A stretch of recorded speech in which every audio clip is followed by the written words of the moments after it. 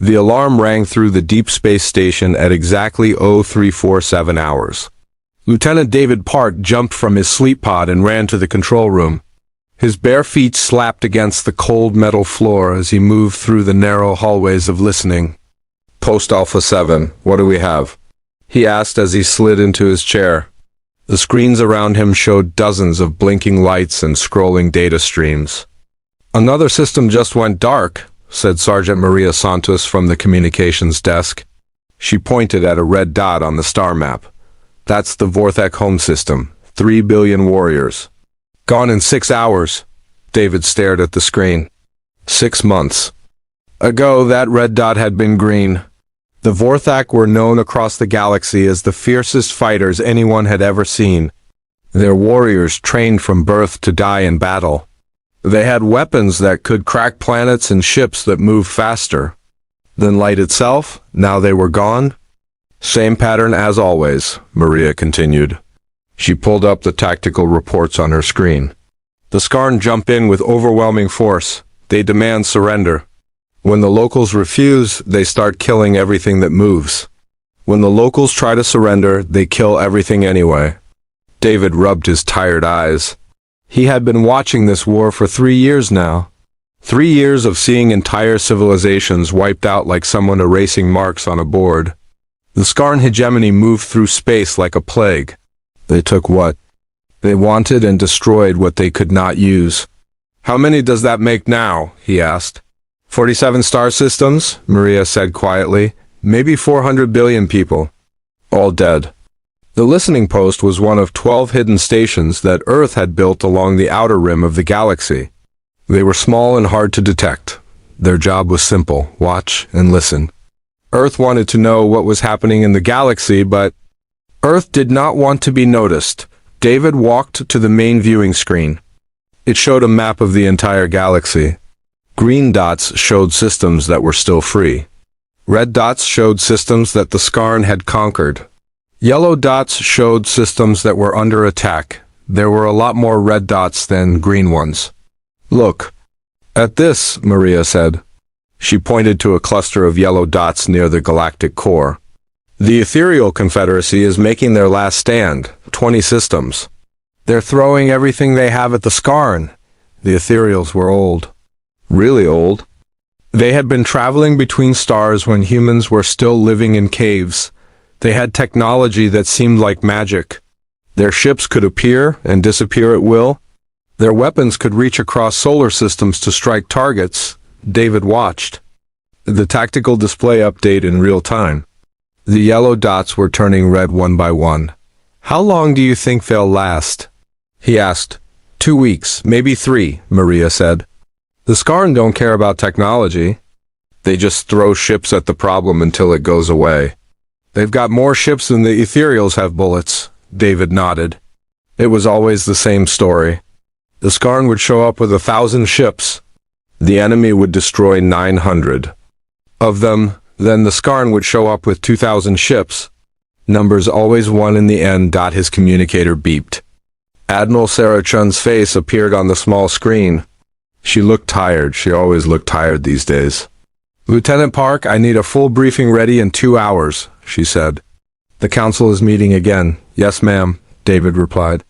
"Should I include the ethereal situation?" "Include everything," Chun said. "They want to know if we should start helping the survivors." The screen went dark. David looked at Maria. They both knew what that meant. Some people on Earth wanted to join the war. They thought humanity should help fight the Skarn. They thought it was the right thing to do. David was not sure it was the smart thing to do. He spent the next 2 hours putting together his report. The numbers were not good. The Skarn had started with maybe 50,000 ships. Now they had over 200,000. Every time they conquered a system, they took the ships and factories. They turned the conquered people into workers and soldiers. The free systems of the galaxy had started with millions of ships. Now they had maybe 50,000 left. Most of those were running away or hiding. "The Skarn are winning," David said. To the empty room. "They're not just winning. They're winning easy." He looked at the part of the map that showed human space. Earth and her colonies were far out on the rim of the galaxy. 47 systems with about 30 billion people. They had good technology and strong fleets, but they were small compared to the great powers or the great powers that used to exist. The strange thing was that the Skarn had never bothered with human space.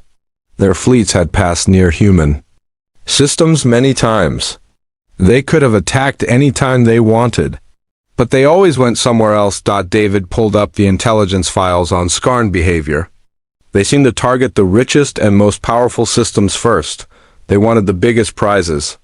Places with the most people, the most resources, the most advanced technology. Maybe they thought human space was not worth the trouble. David finished his report and sent it to Admiral Chun. Then he went to get some coffee from the small kitchen. The listening post only had 12 people on it. They worked in shifts, watching the galaxy burn. When he came back, Maria was staring at her screen with a strange look on her face. "What is it?" he asked. "New intelligence from the inner systems?" She said, "It's about how the Skarn picked their targets." She put the report on the main screen.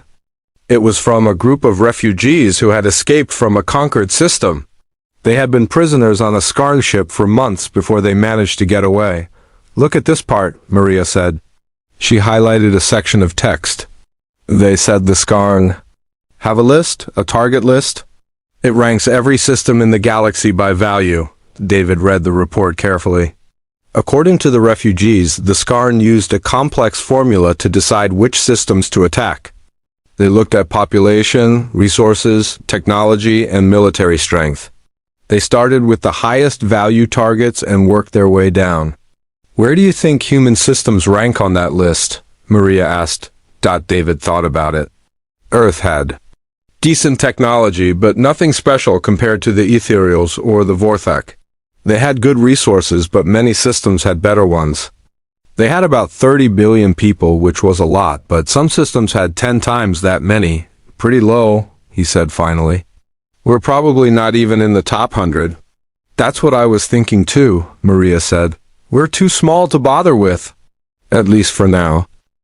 But David knew that would not last forever.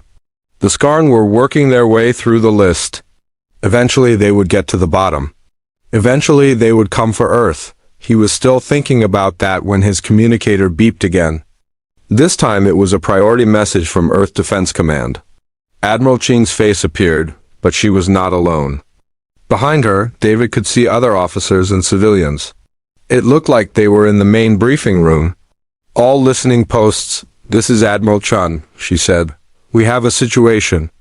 Long-range sensors have detected a large Skarn fleet moving toward the outer rim. We're not sure of their destination, but they're headed in our general direction." David felt his stomach drop. "How large is large?" he asked. 300 ships, Chun replied. "Including some of their biggest dreadnoughts? This is not a raiding party. This is a conquest fleet." Maria was already pulling up the sensor data on her screen. The Skarn fleet was still 2 weeks away from the nearest human system, but they were definitely heading toward human space. "What are your orders, ma'am?" David asked. "Keep watching," Chun said. "I want to know everything about that fleet. Where they're going, what they're planning, how they're organized. Everything? And if they're coming for us?" David asked. Admiral Chun was quiet for a moment. Behind her, the other officers looked grim. "Then we'll be ready," she said finally. "Earth has not survived this long by giving up when things get difficult." The communication ended. David and Maria looked at each other. They both knew what this meant. The war that had been raging across the galaxy for 3 years was finally coming to Earth. David went back to his station and started tracking the Skarn fleet. The ships were moving fast, faster than most species could manage. They would be at the edge of human space in 2 weeks. 2 weeks to get ready for a war that had already killed 400 billion people. As he worked, David thought about all the reports he had filed over the past 3 years. All the battles he had watched. All the civilizations he had seen die. The Skarn always won because they had more ships, more weapons, more soldiers. But David had also noticed something else in those reports. Something that might be important. The Skarn always fought the same way. They jumped in with overwhelming force. They demanded surrender. They destroyed anyone who resisted. It was simple and effective, but it was also predictable. David pulled up the tactical files from the last 50 Skarn victories. He studied their patterns, their formations, their strategies. They did the same thing every time because it always worked. Maybe that was their weakness. He started a new file on his computer. At the top he wrote, Skarn Tactical Analysis, Potential Vulnerabilities. 2 weeks was not much time, but David had spent 3 years watching the Skarn fight. He knew how they thought, he knew how they moved, and maybe, just maybe, he knew how to beat them. Outside the listening post, the stars continued to shine. Somewhere among them, a Skarn fleet was moving toward Earth. They thought they were coming to conquer another weak species. They had no idea what they were walking into. Captain Marcus Rodriguez was drinking his morning coffee when the alarm started screaming. He dropped the cup and ran to the bridge of the UES Defiant. Coffee splashed across the floor as his boots pounded on the metal deck. Report, he shouted, as he jumped into his captain's chair. Sir, we have multiple contacts dropping out of hyperspace at the edge of the system, said Lieutenant Commander Jessica Walsh from the sensor station. Her voice was steady, but Marcus could hear the fear. Underneath, they're big, sir, really big. Marcus looked at the main screen. 3 massive shapes were appearing as the sensors painted their outlines. Each one was the size of a small moon. Around them, smaller ships were emerging from hyperspace like angry insects. How many ships total? Marcus asked. Still counting. Sir, Walsh replied, at least 200, maybe more. Marcus felt his mouth go dry. The Defiant was a good ship, one of Earth's newest destroyers, but it was alone out here on patrol duty. The rest of the fleet was scattered across 47 star systems. Are they Skarn? He asked, though he already knew the answer. Yes, sir. The ship profiles match our intelligence files perfectly. Marcus stared at the screen. For 3 years, the Skarn had ignored human space. They had been too busy conquering the great powers of the galaxy to bother with Earth's small colonies. But now they were here. Communications. Get me a channel to Earth Defense Command, Marcus ordered. Priority Alpha. Working on it, sir, said Ensign Tommy Park from the communications station. But sir, the Skarn are jamming most frequencies. It might take a while. Keep trying, Marcus said. He turned to his weapons officer. Lieutenant Torres, what's our tactical situation? Not good, sir, Torres replied. We've got 24 plasma torpedoes, full ammunition for our railguns, and our defensive systems are at 100%. But sir, those dreadnoughts have enough firepower to crack a planet, Marcus nodded. He had read the intelligence reports. Skarn dreadnoughts carried weapons that could destroy entire cities with a single shot. The smaller ships were armed with plasma cannons that could melt through the strongest armor. The Defiant had good shields and decent weapons, but it was like bringing a knife to a gunfight. Sir, incoming transmission, Ensign Park announced. It's from the lead Skarn ship. Put it on screen, Marcus said. The view screen flickered and then showed the bridge of the alien ship. The creature sitting in the command chair was huge, at least 8 feet tall. Its skin was dark gray and covered with scales. Its eyes were yellow and seemed to glow in the dim light of its bridge when it spoke. The translation system turned its growls and hisses into words that Marcus could understand. Primitive mammals, the alien said. Its voice was deep and rough. I am War Master Thekalon of the Skarn hegemony. Your species will serve us now. You will surrender your military ships for destruction. Your people will be moved to work camps. If you obey, some of you will live. Marcus looked around his bridge. His crew was staring at the screen with a mixture of fear and anger. These aliens had just told them that humanity was now property of the Skarn Empire. Marcus stood up slowly. He straightened his uniform and looked directly into the alien's yellow eyes. This is Captain Marcus Rodriguez of the Terran Defense Coalition, he said in a clear, steady voice. You have entered sovereign human space without permission. You have threatened the lives of human citizens. Under the laws of the Terran Defense Coalition, this is an act of war. The alien's mouth opened, showing rows of sharp teeth. Marcus could hear what sounded like laughter coming from the other creatures on the bridge. You think your tiny ship can fight us? Decalon said. We have conquered species with fleets 1,000 times larger than yours. We have destroyed civilizations that ruled the galaxy for millions of years. What makes you think primitive mammals from a rim world can stand against us? Marcus smiled. It was not a happy smile. Because we're humans, he said simply. And humans don't give up. He turned to his communications officer. Ensign Park, are you recording this? Yes, sir, Park replied. Good, broadcast this on all frequencies. Make sure every human ship and every human colony hears it. Marcus turned back to the screen.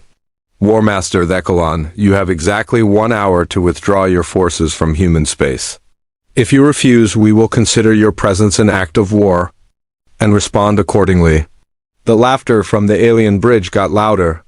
Decalon leaned forward in his chair. 1 human ship against 200 Skarn vessels, he said. You are either very brave or very stupid. Maybe both, Marcus replied, but you still have 59 minutes to leave. He cut the transmission. The bridge was quiet for a moment. Sir, Lieutenant Torres said carefully, what exactly is our plan here? Marcus looked at his tactical display. The Skarn fleet was spreading out, surrounding the Defiant. Soon they would be in weapons range. Our plan is to buy time, Marcus said. Earth needs to know what's happening here. The fleet needs time to respond. And the Skarn need to learn that humans are not as easy to conquer as they think. Sir, incoming message from Earth Defense Command, Ensign Park announced. Admiral Sarah Chun's face appeared on a smaller screen. She looked tired and worried. Marcus, we received your transmission, she said. Fleet Command is scrambling every available ship, but it will be at least 6 hours before we can get reinforcements to your position. Understood, Admiral, Marcus replied. We'll hold them as long as we can. Marcus, Chun said quietly, you don't have to do this. You could withdraw, live to fight another day. Marcus looked around his bridge again. His crew was watching him, waiting for his decision. They all knew the odds. They all knew they probably would not survive the next few hours. With respect, Admiral, yes we do, Marcus said. If we run now, the Skarn will think all humans are cowards. They'll think we're easy targets. Someone has to show them they're wrong, Chun nodded slowly. Good luck, Captain. The transmission ended. Marcus turned to his crew. All right, people, you heard the Admiral. We need to hold this position for 6 hours. I know the odds aren't good. Anyone who wants to leave can take a shuttle to the nearest colony. No questions asked. Nobody moved. Lieutenant Commander Walsh spoke for all of them. Sir, we're not going anywhere. Marcus felt a surge of pride. This was why he loved serving with humans. When things got impossible, they got stubborn. Very well, he said. Let's show these aliens what humans can do. All stations, battle alert. Charge all weapons and prepare for combat. The bridge lights dimmed to red as the ship's systems switched to combat mode. Marcus could feel the vibration of the engines as they powered up to full capacity. Sir, the Skarn are moving, Walsh reported. 12 ships breaking off from the main fleet. Looks like they're coming to capture us. Marcus studied the tactical display. The Skarn were being careful. They were not sending their whole fleet against one small ship. They were probably planning to disable the Defiant and take prisoners for questioning. That was their first mistake. Weapons range in 30 seconds, Torres announced. Wait for it, Marcus said. Let them get closer. The Skarn ships were huge compared to the Defiant. Each one could probably destroy the human ship with a few shots. But they were also slow and clumsy. The Defiant was fast and maneuverable. 20 seconds to weapons range, Torres said. Marcus watched the enemy ships approaching. They were flying in a standard attack formation, just like the intelligence reports had predicted. The Skarn always used the same tactics because they always worked. 10 seconds. All right, people, here we go, Marcus said. Remember, we're not trying to win this fight. We're trying to survive it. Torres, target their engines. Walsh, be ready to jump to hyperspace if things get too hot. Weapons range, Torres announced. Fire, Marcus ordered, the Defiant's rail. Guns opened up, sending streams of metal projectiles at the lead Skarn ship. At the same time, Torres launched two plasma torpedoes. The Skarn had expected the plasma torpedoes. Their shields absorbed the energy weapons easily, but they had not expected the rail guns. The metal projectiles punched through their shields like they were not even there. Direct hits on the lead ship, Torres reported with excitement. Their engines are damaged. Evasive maneuvers, Marcus ordered. Don't let them lock onto us.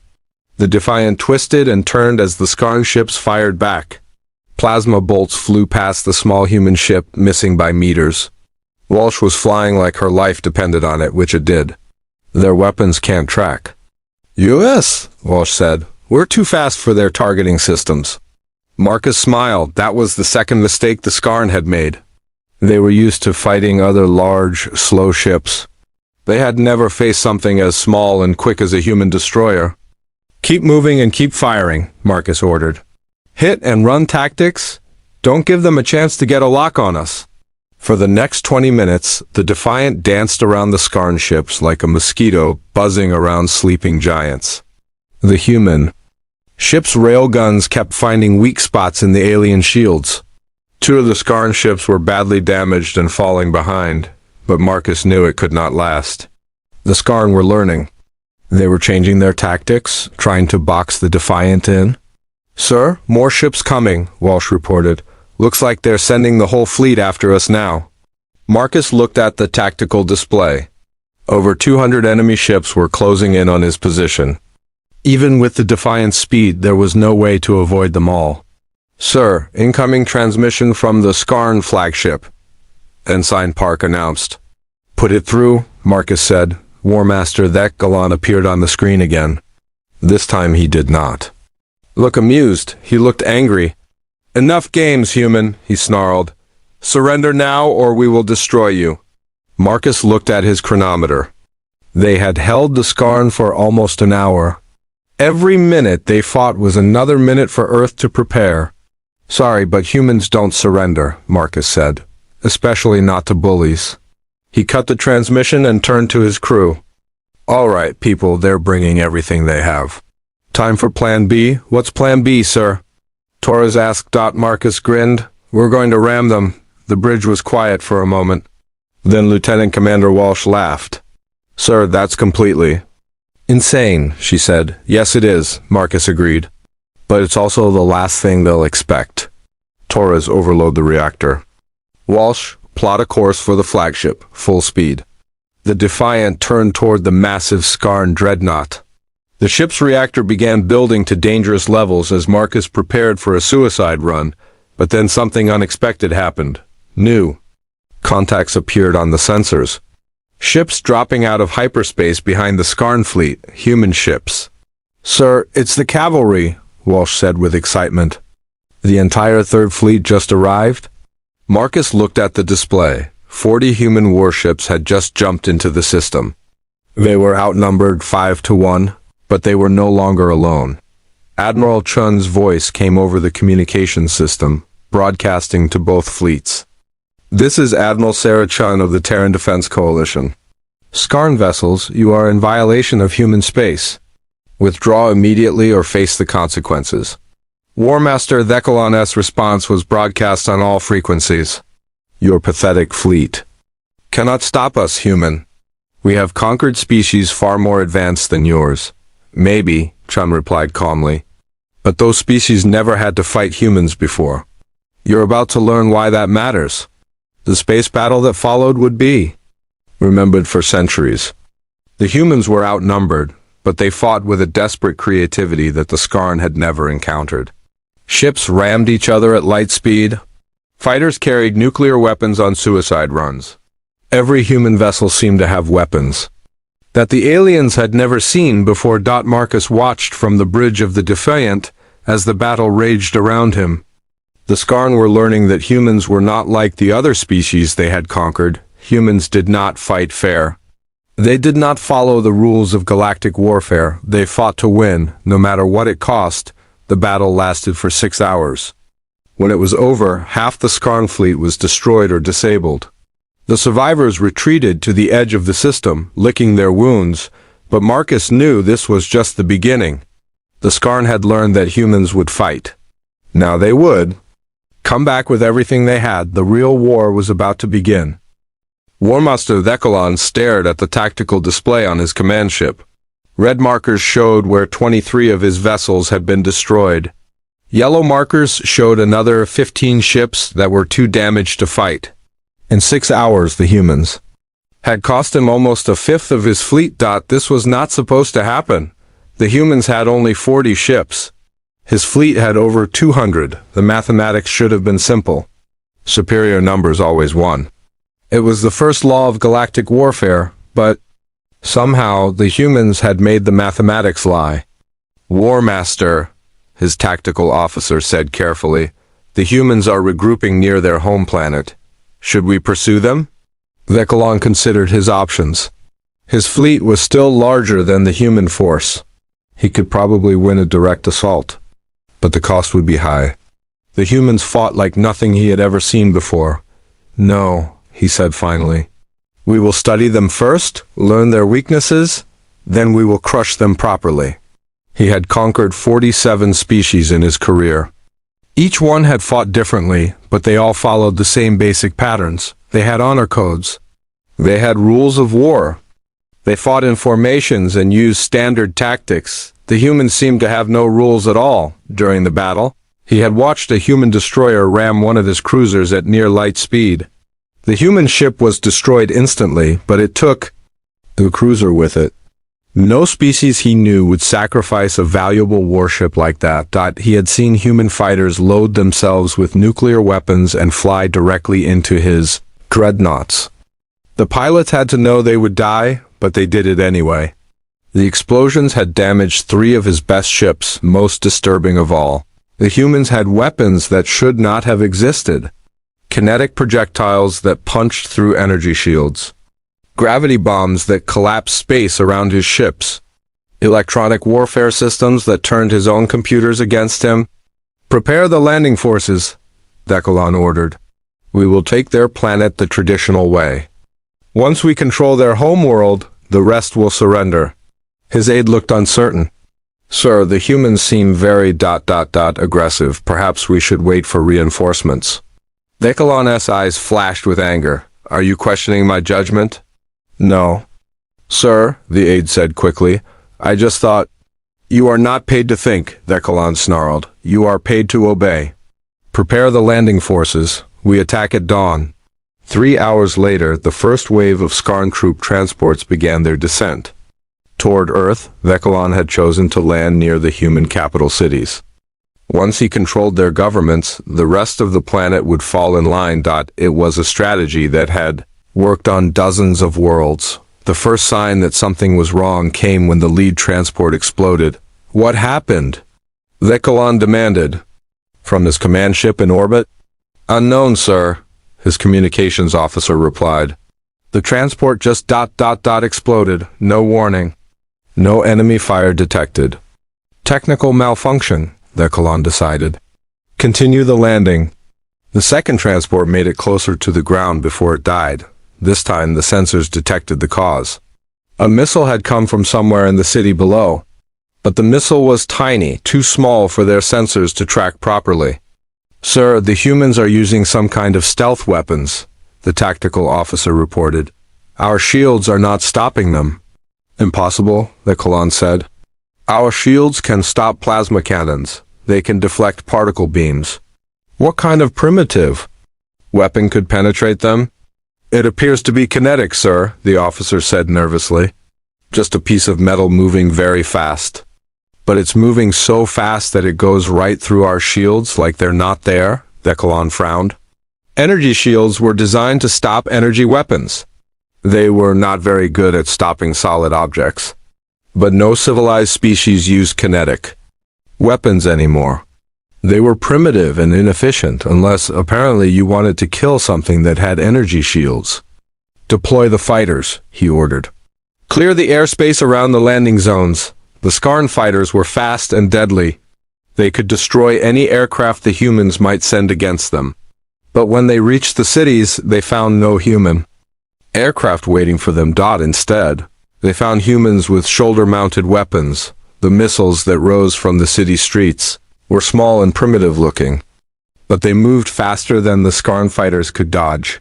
And they hit hard enough to bring down ships that could survive space combat? "Sir, we're losing fighters," the air commander reported. "The humans have anti-aircraft weapons positioned all over their cities. How many fighters have we lost?" Vekalon asked. 60% of the first wave, sir." Vekalon stared at the tactical display. His fighters were being shot down by ground troops with portable weapons.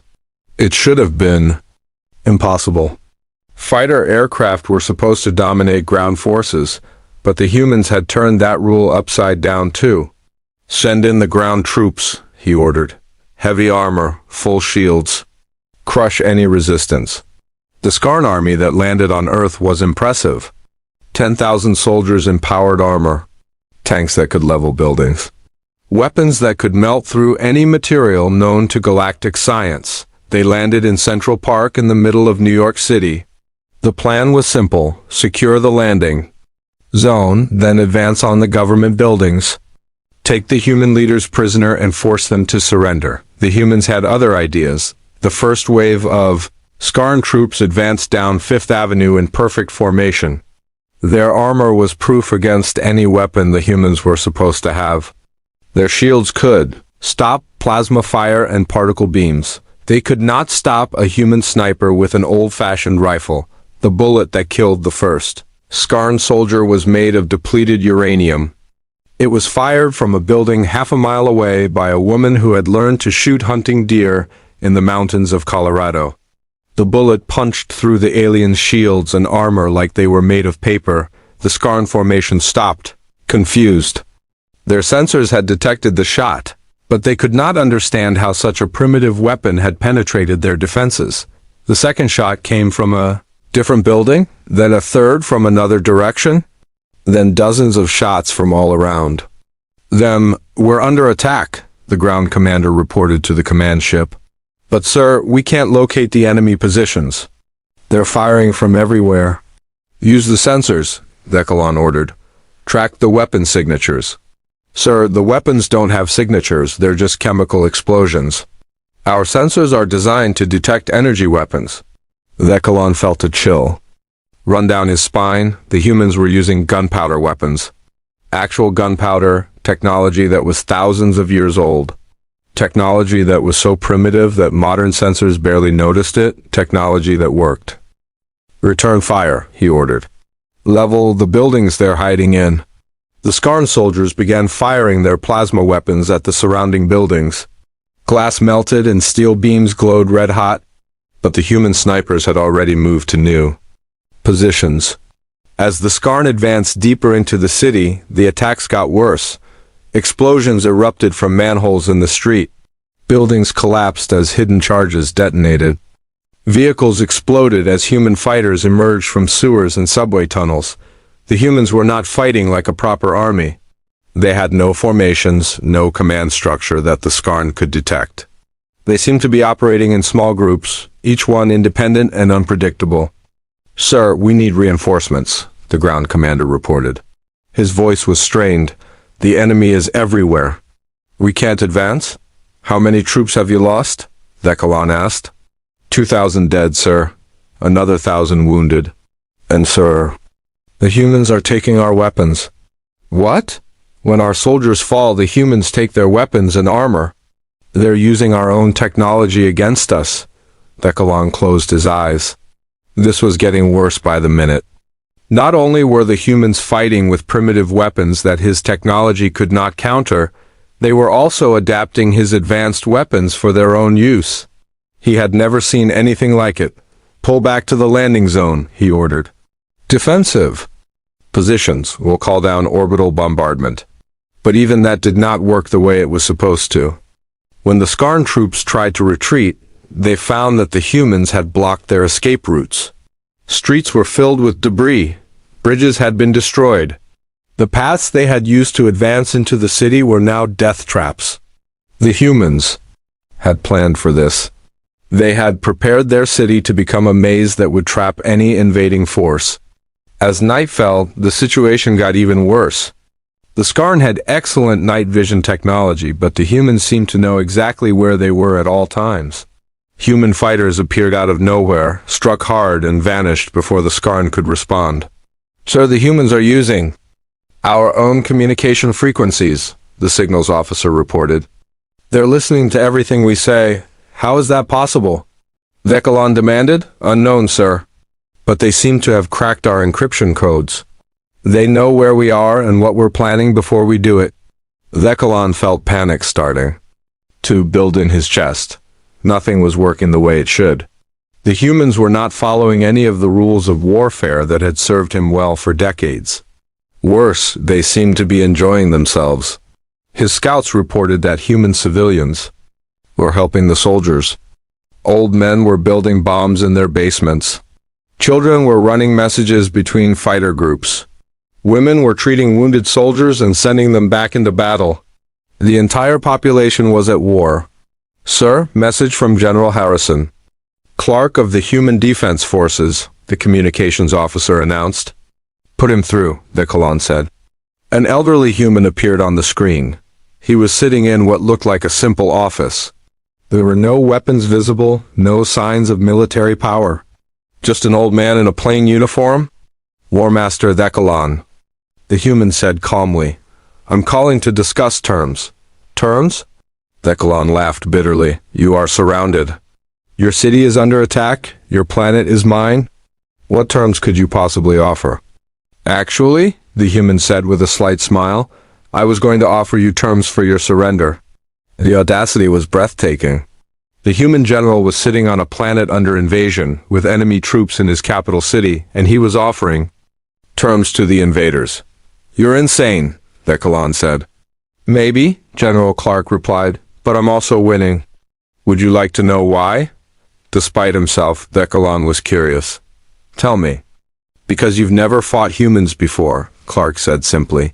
"You've fought civilized species. Species that follow rules. Species that fight wars the way you expect them to." The general leaned forward in his chair. "But humans aren't civilized, War Master. Not the way you understand civilization. We've been fighting wars for our entire history. We've fought each other, our environment, and extinction itself. We've had to learn to survive when everything was against us." "What's your point?" Vekilon asked. "My point is that while you were conquering the galaxy by being the most efficient killers, we were learning to be the most stubborn survivors. And there's a big difference between those two things." General Clark stood up and walked to a window. Behind him, Vekilon could see explosions lighting up the night sky. "Your troops are trapped in our city," Clark continued. "They're outnumbered 50 to 1 by people who know every street, every building, every hiding place. Your ships in orbit can't help them without destroying the city and killing their own soldiers." "I can accept that cost," Vekilon said. "Can you?" Clark asked. "Because if you destroy our cities, you get nothing. No workers, no resources, no technology, just ruins. And we have 46 other worlds, each one ready to fight you the same way?" Vekilon felt the trap closing around him. If he destroyed Earth, he would gain nothing but revenge. If he tried to conquer it intact, he would lose most of his army in the process. "Here's what's going to happen," General Clark said quietly. "You're going to withdraw your troops from our planet, you're going to leave our system, and you're going to think very carefully about whether you want to come back." "And if I refuse?" Vekilon asked. Clark smiled, but it was not a pleasant expression. "Then you'll learn why humans are the only species that hunts for sport." Dr. Elena Vasquez sat in the emergency council chamber deep beneath the Swiss mountains. Around the table were the leaders of Earth's 47 colonies, their faces grim as they watched the battle reports coming in from around the galaxy. The news was spreading fast. Humanity had not just fought the Skarn, they had beaten them. Word of the failed invasion was reaching every surviving civilization in the galaxy. The response has been immediate. Admiral Chun reported from her position. At the tactical display, we're receiving messages from refugee fleets, resistance groups, even some governments that went into hiding when the Skarn conquered their worlds. Elena looked at the data streaming across her tablet. As humanity's leading expert on alien psychology, she had been studying the Galactic War for 3 years. But the information coming in now was unlike anything she had seen before. "They want to know how we did it," she said quietly. "Every message is asking the same question. How did humans defeat the Skarn when no one else could?" President Martinez leaned forward in his chair. "Can we tell them?" Elena considered the question carefully. The truth was complicated. Humanity had not won because they were stronger or had better technology. They had won because they were different. "The problem is that most species won't understand the answer," she said finally. "To explain how we beat the Skarn, I have to explain what humans really are, and that might scare our new allies more than it encouraged them." "Explain," Martinez said. Elena stood up and walked to the main display. With a few touches, she brought up a star map showing the evolutionary history of the major galactic species. "Every other species in the galaxy evolved from apex predators," she began. "The ethereals came from creatures that hunted in the deep oceans of their world. The Vorthak evolved from pack hunters that dominated their planet's largest continent. The Zephyrians were aerial predators that ruled their skies." She highlighted each species as she spoke, showing their evolutionary paths. "Apex predators are efficient killers. They're strong, fast, and smart. They dominate through superior force. When they developed space travel and met other species, they naturally organized into hierarchies based on strength." "That makes sense," Admiral Chun said. "The strongest species rule, the weaker ones serve or get conquered." "Exactly," Elena replied. "It's a system that worked for millions of years. The Skarn were just the latest in a long line of apex predator species to dominate the galaxy. They were better killers than anyone else, so they won." She paused and brought up a new image on the screen. It showed the evolutionary tree of humanity. "But humans are different. We didn't evolve as apex predators. We evolved as persistence predators." The room was quiet as Elena explained. "Our ancestors were not the strongest or fastest creatures on Earth. They were not the best killers. But they had one ability that no other species possessed. They could outlast anything." She showed images of early humans hunting across the African plains. A human could chase an antelope for hours. The antelope was faster, but humans never stopped running. Eventually, the antelope would collapse from exhaustion. Then the humans would catch it. "Persistent hunting," President Martinez said slowly. "I've read about this. It shaped everything about us," Elena continued. "Our bodies, our minds, our culture. We became the species that never gives up. When other predators would retreat or find easier prey, humans would keep going until they got what they wanted." Admiral Chun was studying the data on her tablet. "So when the Skarn invaded Earth, they encountered something they had never seen before," Elena finished. "A species that specializes in surviving impossible situations. A species that gets more dangerous when it's losing." She brought up the battle reports from Earth's defense. "Look at the tactics we used. Kinetic weapons against energy shields. Urban warfare in prepared positions. Civilian populations supporting. Military operations? None of this follows the normal rules of galactic warfare." "Because we don't know the rules," Admiral Chun said with understanding, "or we don't care about them. The Skarn have conquered dozens of species by following the same pattern," Elena explained. "Overwhelming force, demand surrender, destroy, resistance. It works because most species recognize when they're beaten. They submit to avoid extinction." She pulled up footage from the fighting in New York City. "But humans don't recognize defeat. When a human gets cornered, they don't surrender. They get creative. They start looking for ways to hurt the enemy, even if it means dying in the process." The council members watched as human fighters used improvised weapons and suicide tactics against the Skarn ground forces. "The Skarn expected us to fight like civilized beings," Elena said. But humans aren't civilized the way other species understand civilization. We're survivors. We do whatever it takes to win. Is that why the other species are afraid of us? President Martinez asked. Elena nodded. The messages we're receiving are congratulatory, but there's fear underneath. They're grateful that someone finally stopped the scarn, but they're worried about what humans might do next. She brought up excerpts from the alien communications. The ethereal remnant government says we fight like controlled madness. The Vorthok survivors call our tactics honorless but effective. The Zephyrians are asking if humans plan to conquer the galaxy ourselves.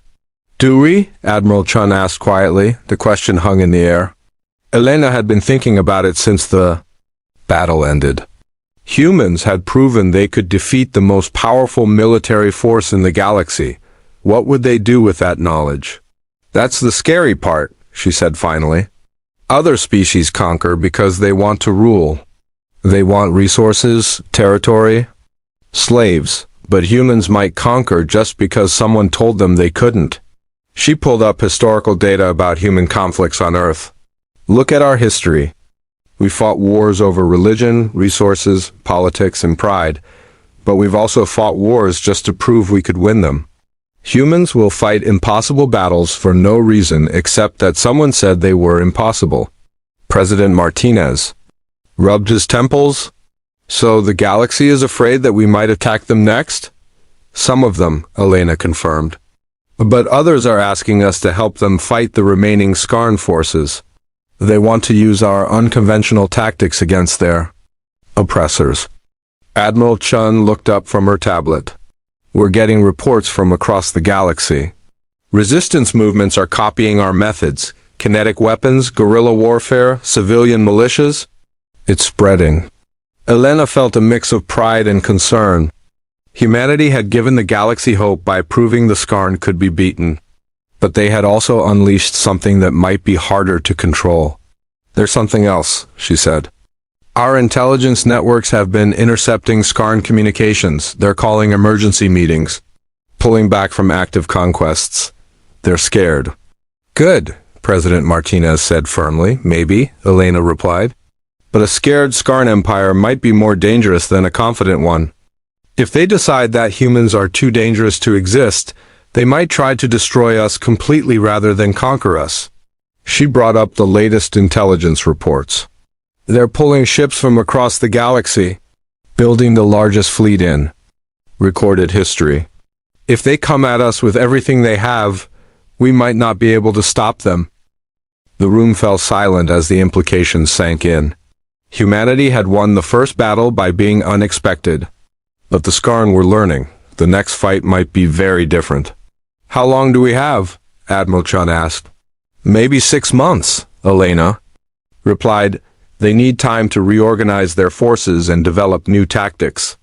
But when they come back, they'll be ready for us. President Martinez stood up slowly. Then we need to be ready for them too. But first we need to decide what kind of species we want to be. He looked around the table at the other leaders. Elena is right. We could probably conquer the galaxy if we wanted to. Our tactics work against everyone, not just the Scarn. But do we want to become the new oppressors? Do we want to rule through fear? Admiral Chun spoke up. Maybe there's a third option. We could help other species learn to defend themselves.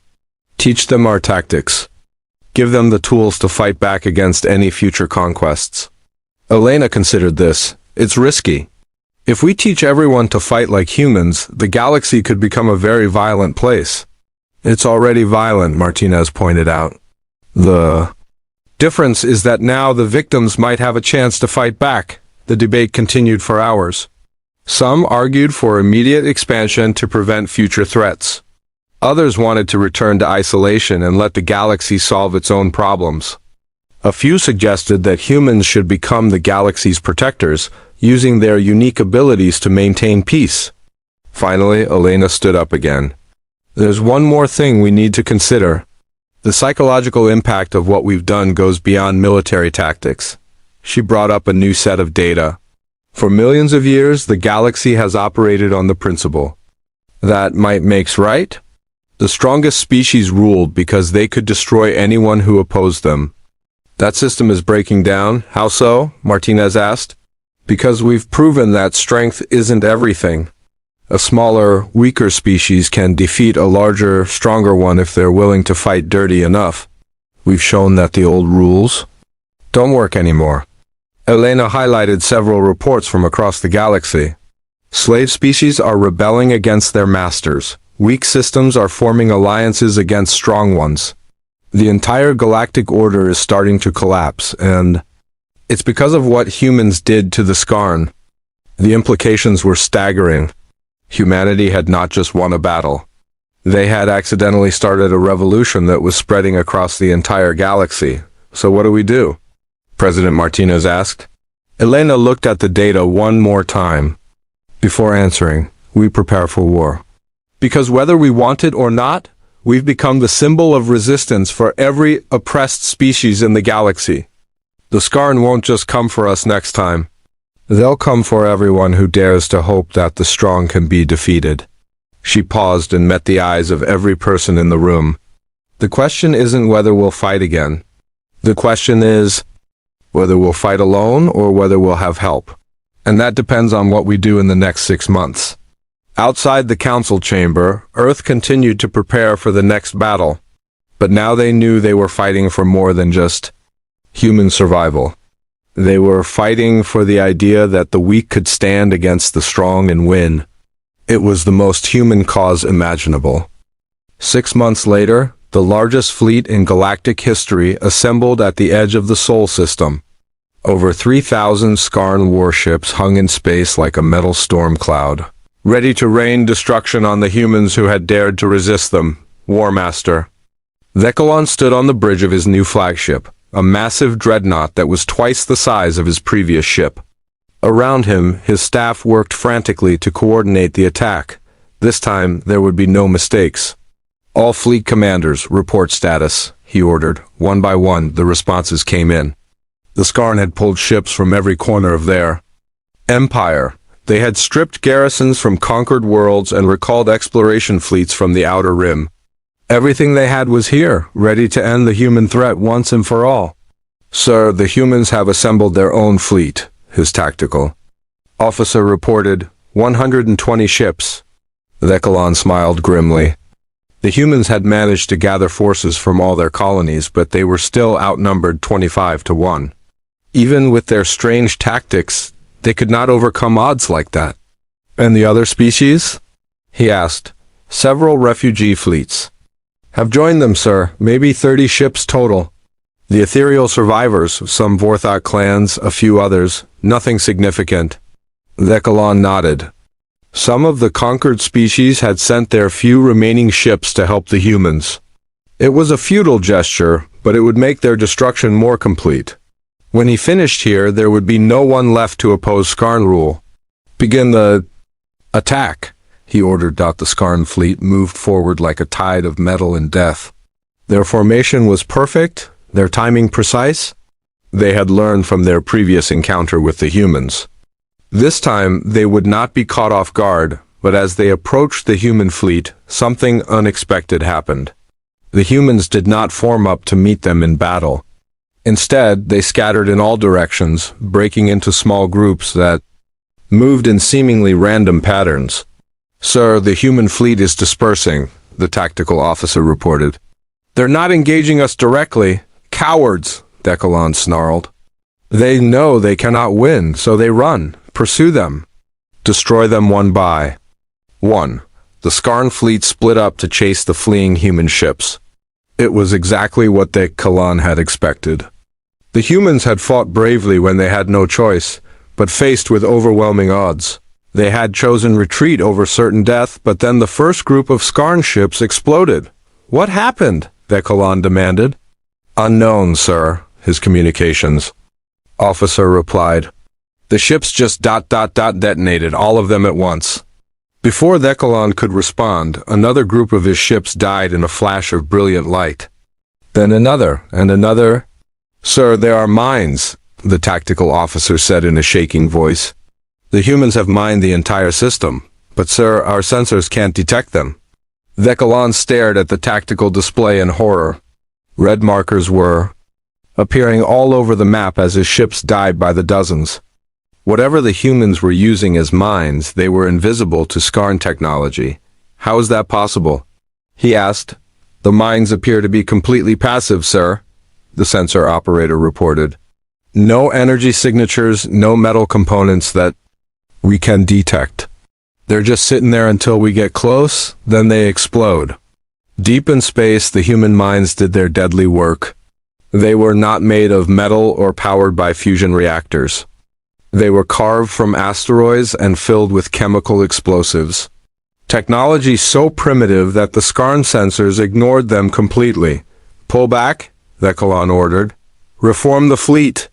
But pulling back was easier said than done. The mines were everywhere, scattered throughout the system in a pattern that forced the Skarn ships into narrow corridors where the human fleet was waiting.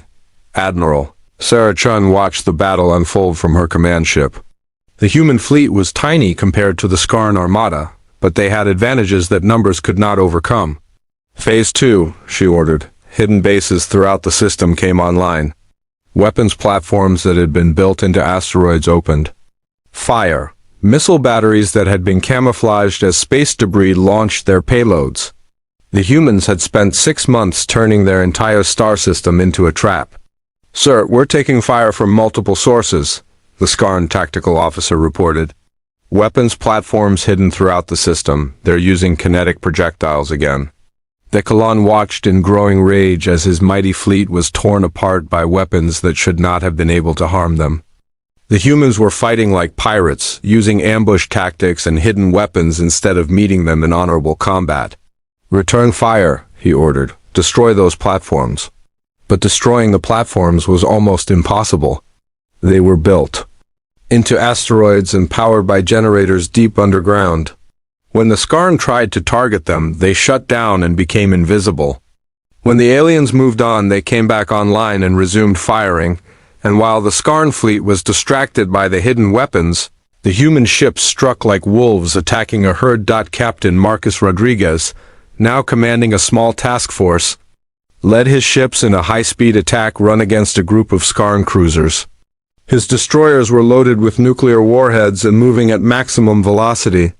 Remember, people, he said over the communications channel, we're not trying to win a fair fight. We're trying to make them hurt. The human ships rammed into the Skarn formation at near light speed. Most of them were destroyed instantly, but they took the enemy ships with them. In space combat, momentum was everything, and the humans were using it as a weapon. Across the battlefield, similar scenes played out. Human ships sacrificed themselves to take down larger Skarn vessels. Fighter pilots loaded their craft with explosives and flew suicide missions into enemy dreadnoughts. Every human death cost the Skarn multiple ships. Sir, we've lost over 800 vessels, the tactical officer reported to Vekalan. The humans have lost maybe 30. Vekalan could not believe what he was hearing. His fleet still outnumbered the humans, but the rate of loss was unsustainable. At this pace, the humans would destroy his entire armada before he could defeat them. Enough, he snarled. All ships, target the human homeworld. If we cannot defeat their fleet, we will destroy their planet. The remaining Skarn ships turned toward Earth, their massive weapons charging for a bombardment that would crack the planet's crust. But as they moved into position, they encountered the final part of the human defense plan. The orbital stations around Earth were not just defensive platforms.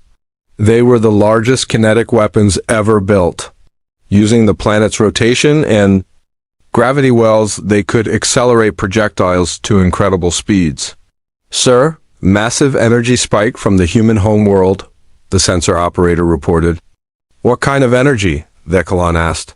It's not energy, sir. It's kinetic. They're throwing rocks at us. The projectiles that rose from Earth's surface were the size of small buildings.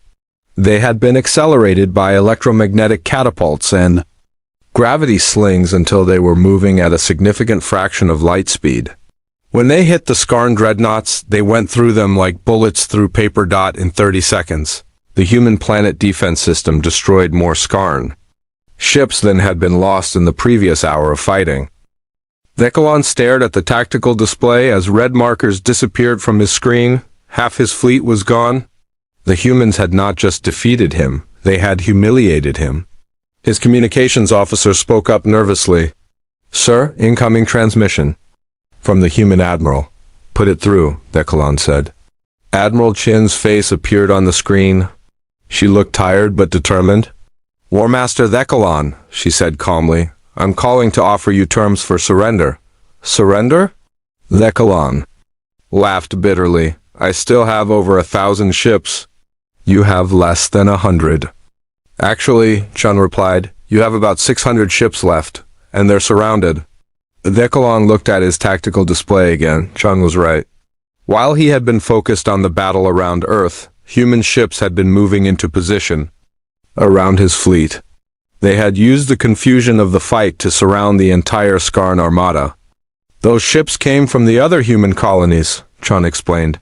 "We've been planning this for 6 months. Every move you made, every formation you used, we were ready for it." She leaned forward in her chair. "You see, War Master, you made the same mistake that every other species in the galaxy makes. You assume that because we're young and small we must be stupid. But humans have been fighting wars for our entire history. We know how to plan for battles that haven't happened yet." Dekalon felt the trap closing around him. The humans had not just prepared to defend their system. They had prepared to destroy his entire fleet. "What do you want?" he asked finally. "Complete withdrawal from human space," Chun replied. "Release of all prisoners taken from conquered worlds. And a promise that the Skarn will never again attack a species that has not attacked you first." "Impossible," Dekalon said. "The hegemony does not negotiate with inferior species." Chun smiled, but it was not a pleasant expression. "War Master, let me explain something about humans that you still don't understand. We are not an inferior species. We are a survivor species. And survivors don't negotiate, they dictate terms." She gestured to something off screen, and the tactical display showed new contacts appearing throughout the system. "Those are ships from 17 different species," Chun continued. "They've been hiding in our outer system, waiting for this moment. Every species you've conquered, every world you've destroyed, they all sent someone to be here today." Dekalon looked at the display in growing horror. Hundreds of ships from dozens of different species were revealing themselves. The humans had not just been preparing to fight the Skarn. They had been building an alliance. "You have 2 choices," Chun said quietly. "Surrender now and live to rebuild your empire on more peaceful terms, or fight to the end and watch every Skarn in this system die for nothing." Dekalon looked around his bridge. His officers were staring at him, waiting for orders. The choice was simple, surrender or extinction. "I need guarantees," he said finally. "You're not in a position to demand guarantees," Chun replied. "But I'll give you one anyway. If you surrender now and agree to our terms, the Skarn Empire can continue to exist. Your people can rebuild, your culture can survive. All you have to give up is the idea that might makes right." She paused and met his eyes through the screen. "But if you choose to fight, then humanity will hunt down every Skarn ship, every Skarn colony, every Skarn leader until your species is nothing but a memory. And we'll do it with the help of every species you've ever wronged." The silence on the bridge stretched for long minutes. Finally, Dekalon spoke. "The Skarn hegemony surrenders." The words felt like poison in his mouth, but he knew they were the only chances people had to survive. Admiral Chun nodded. "Very good. You'll be escorted to the edge of the system. The liberation of conquered worlds will begin immediately." As the transmission ended, Dekalon slumped in his command chair. The greatest military force in galactic history had been defeated by a species that most of the galaxy had never heard of 6 months ago. But as his ships began their retreat, he finally understood what had happened. The humans had not won because they were stronger or smarter. They had won because they were more stubborn. They had refused to accept defeat even when it seemed certain. And that, Dekalon realized, made them the most dangerous species in the galaxy. The war was over. But for the first time in millions of years, the strong no longer ruled by default. The age of human influence had begun, and the galaxy would never be the same. The observation deck of Orbital Station Harmony offered a perfect view of Earth below. Captain Jiwoo Park stood with her hands clasped behind her back, watching the blue planet rotate slowly beneath her feet. She had been stationed here for 3 years, managing diplomatic relations with the handful of alien species that occasionally passed through human space. It was usually quiet work. Usually. Today was different. The alien ship appeared without warning, dropping out of faster-than-light travel just outside the station's perimeter. It was massive, easily 10 times the size of Harmony, and its hull gleamed with a strange purple metal that seemed to shift colors in the starlight. Jiwoo had seen many alien vessels, but nothing like this. "Captain Park, we're receiving a transmission," her communications officer said, his voice tight with tension. "They're requesting immediate permission to dock." "Did they identify themselves?" Jiwoo asked. "Yes, ma'am. They claim to be representatives of the Galactic Council." Jiwoo felt her stomach tighten. She had heard of the Galactic Council, of course. Everyone had. They were the oldest and most powerful alliance in known space, controlling hundreds of worlds across dozens of star systems. But they had never contacted Earth directly before. Humanity had always been too small, too new, too insignificant for their attention. Until now. "Grant them permission," Jiwoo said, "and contact Earth Command. They'll want to know about this." The alien ambassador who stepped off the ship was like nothing Jiwoo had ever seen. He stood nearly 3 meters tall on 4 legs, his body covered in a shimmering exoskeleton that clicked softly as he moved. Multiple eyes studied her from a triangular head, and when he spoke, his voice came through a translator device that made him sound almost human. "I am Ambassador Vex Theron of the Galactic Council," he announced. "I bring an official message for the species that calls itself humanity." Jiwoo kept her face neutral, though her heart was racing. "I am Captain Jiwoo Park, Diplomatic Officer for United Earth Command. We are honored by your visit, Ambassador." "This is not a social call," Vex Theron said coldly. "The Council has become aware of your recent activities." "Our activities?" Jiwoo repeated carefully. "Your expansion into your outer solar system. Your colonization of moons and asteroids without proper authorization. Your experiments with faster-than-light travel." Each word seemed weighted with disapproval. "These actions violate established galactic law." Jiwoo felt anger flash through her, but she pushed it down. "Ambassador, with respect, we were not aware that we needed authorization to colonize our own solar system." "Ignorance of the law is not an excuse," Vex Theron replied. "For 50 years, the Council has monitored your species. We allowed you to develop at your own pace, to learn the basics of space travel. But you have grown too quickly, too recklessly. You are like children playing with dangerous tools." "We are not children," Jiwoo said quietly. Vex Theron's multiple eyes fixed on her. "Then you will understand the seriousness of the Council's decision. I am here to deliver an ultimatum." He produced a small device that projected a holographic document into the air between them. Jiwoo read it quickly, and with each line her anger grew stronger. The Council demanded that Earth immediately cease all colonization efforts. Every human settlement beyond Earth's moon must be dismantled within 30 days. All research into faster-than-light travel must stop, and all related data must be turned over to Council oversight. And finally, Earth must accept status as a protected species under Council supervision. Jiwoo looked up from the document. "This is essentially asking us to become your subjects." "The Council prefers the term guidance," Vex Theron said. "Many young species have benefited from our protection. In time, perhaps in a few centuries, you may be ready for full independence." "A few centuries," Jiwoo repeated flatly. "The Council is patient. We have existed for over 10,000 of your years. We understand that primitive species need time to mature. That word struck Jiwoo like a slap. Primitive. She thought of the cities on Earth, home to billions of people. She thought of the colonies on Mars and the moons of Jupiter, built with human sweat and ingenuity.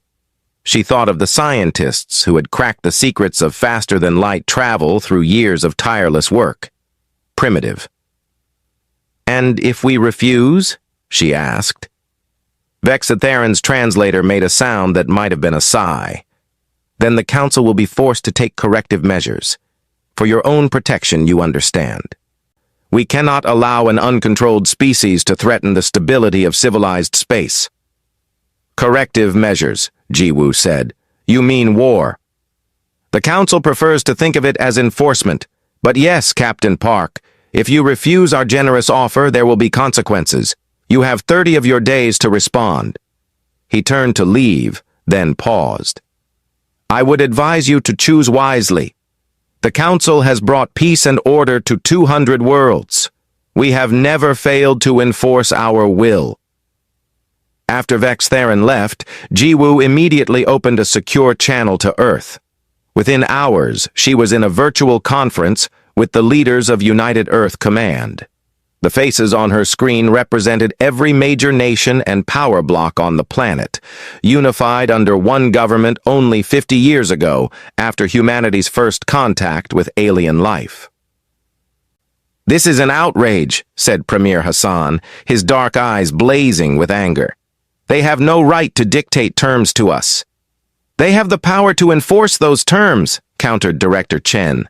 "We've seen their ships. Their technology is far beyond ours. So we just surrender?" Premier Hassan shot back. "Give up everything we've built?" "I didn't say that," Director Chen replied. "I'm simply stating the reality of our situation." The argument continued, voices rising and falling, but Jiwoo noticed that one person hadn't spoken yet. Admiral Min-Jun Choi sat at the end of the table, his weathered face thoughtful, his hands folded calmly in front of him. He was the head of Earth's United Fleet, the military force that had been quietly building in the shadows for the past 50 years. Finally, the Secretary General raised her hand for silence. "Admiral Choi, you've been very quiet. What are your thoughts?" The old admiral looked up slowly. "I think," he said, "that the Galactic Council has made a mistake." The room fell silent. "Explain," the Secretary General said. Admiral Choi stood and activated a holographic display. Star charts filled the air, showing the positions of Earth's colonies, defensive satellites, and patrol ships. "For 50 years, we've known that first contact would eventually lead to this moment. We've known that we would eventually meet someone bigger and stronger than us. So we prepared." "Prepared how?" Premier Hassan asked. "In the only way humans know how," Admiral Choi said simply. "We assumed the worst and planned accordingly." He expanded the display, and Jiwoo felt her eyes widen. The outer solar system was filled with markers she had never seen before. Weapons platforms hidden in the asteroid belt. Defense stations disguised as mining operations, ships that were registered as cargo haulers but were actually military vessels. "For 5 decades, we've been building a defense network," Admiral Choi continued.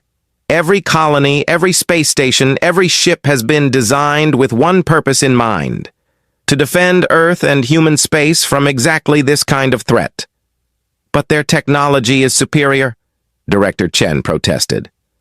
"Their technology is more advanced," Admiral Choi corrected. "That's not the same thing as superior. They have faster ships and stronger shields, but we have something they don't have." "What's that?" the Secretary General asked. Admiral Choi's expression was grim. 10,000 years of practice at war. Humans have been fighting each other since we learned to pick up rocks.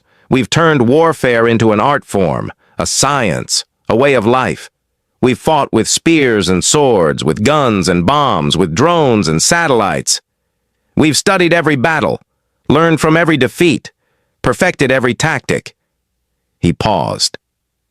The Galactic Council thinks we're primitive. They think we're children. But they've forgotten what it means to fight for survival. We never have. The room was silent for a long moment. You're suggesting we fight them, Premier Hassan said slowly.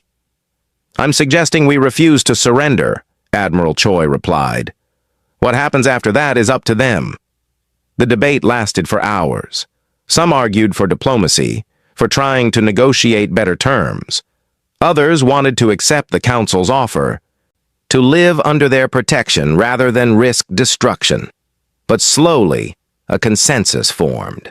Humanity had not climbed from caves to the stars just to kneel before another species. When the vote was finally called, it was nearly unanimous. Earth would refuse the ultimatum. Captain Park, the Secretary-General said, you will deliver our response to Ambassador Vexatheron. Keep it simple and clear. Ji-Woo nodded. What should I tell him? Admiral Choi smiled grimly. Tell him exactly what he needs to hear. Tell him to prepare for battle. 3 days later, Ambassador Vexatheron returned to Orbital Station Harmony. Ji-Woo met him in the same conference room as before. This time, her hands were steady. Her voice was calm. Ambassador, I have Earth's response to the Council's ultimatum. Vexatheron's multiple eyes focused on her. I trust your leaders have made the wise choice. We have considered your offer carefully, Ji-Woo said, and our answer is no. We will not dismantle our colonies. We will not surrender our research. We will not accept Council supervision. Earth and humanity claim the right to determine our own future. For a moment, Vexatheron simply stared at her. Then his translator made a sound like grinding metal. You refuse? You actually refuse?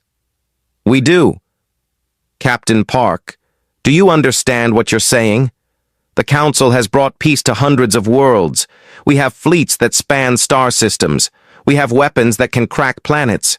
And you, a species that has barely left your own solar system, dare to defy us. Ji-Woo met his gaze steadily. Yes. Vexatheron's exoskeleton rattled, a sign of agitation. This is foolishness. This is suicide. The Council will crush you like insects. Perhaps, Ji-Woo said, but we will not go quietly. Earth has one final message for the Galactic Council, Ambassador. And what is that? Ji-Woo's voice was ice-cold. Prepare for battle. Vexatheron left the station in silence. Ji-Woo watched his ship accelerate away, disappearing in a flash of light as it jumped to faster-than-light speed. She knew he was racing back to the Council to report humanity's defiance. She knew what would come next. War. Admiral Choi appeared on her communicator. Well done, Captain. Now comes the hard part. The waiting? Ji-Woo asked. No, the Admiral said. The fighting. Get your people ready, Captain. The Council won't wait long to respond, and when they come, they'll come with everything they have. Ji-Woo looked down at Earth, spinning peacefully below. Billions of people going about their lives, unaware of the storm that was coming. She thought about all the colonies scattered across the solar system, all the families who had built new homes on distant moons and asteroids. She thought about humanity's long climb from the caves to the stars. And she thought about Admiral Choi's words. 10,000 years of warfare. 10,000 years of survival against impossible odds. Humanity had faced extinction before, from ice ages and plagues, from asteroids and their own weapons. Each time they had survived. Each time they had grown stronger. The Galactic Council thought they were children playing with dangerous toys. They thought humans were primitive savages who would fold at the first sign of real power. They were about to learn how wrong they were. Ji-Woo turned away from the window and began issuing orders. There was much to do and little time to do it. The colonies needed to be fortified. The defense network needed to be activated. Every ship, every weapon, every soldier needed to be ready. The Council had given Earth an ultimatum. Earth had replied with a challenge. Now both sides would discover what happened when an unstoppable force met an immovable object. The Galactic Council commanded hundreds of worlds and possessed technology beyond human understanding. But humanity had something else, something the Council had forgotten over their long centuries of easy dominance. Humanity had the will to fight, the refusal to surrender, the absolute certainty that freedom was worth any price, and soon the entire galaxy would learn what that meant. The council chamber on the planet Valoris was a massive dome that could hold representatives from all 47 member species. Today, it was filled to capacity. Ambassador Vexatheron stood at the center, his report hanging in the air as a holographic display. "They refused," he said, still struggling to believe it himself. "The humans actually refused our ultimatum." A wave of noise swept through the chamber, clicking, buzzing, whistling sounds from dozens of different species, all expressing the same emotion. Shock. High Commander Zorvak rose from his seat. He was a Draconi, a species of large reptilian warriors who had fought in every major council conflict for the past 3,000 years. His scales were scarred from countless battles, and his voice was a deep rumble that carried easily across the chamber. "This is an insult," Zorvak declared. "No species has ever dared refuse a council ultimatum, not in 10,000 years.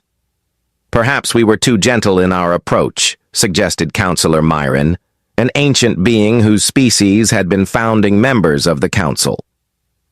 Perhaps the humans did not understand the seriousness of their situation.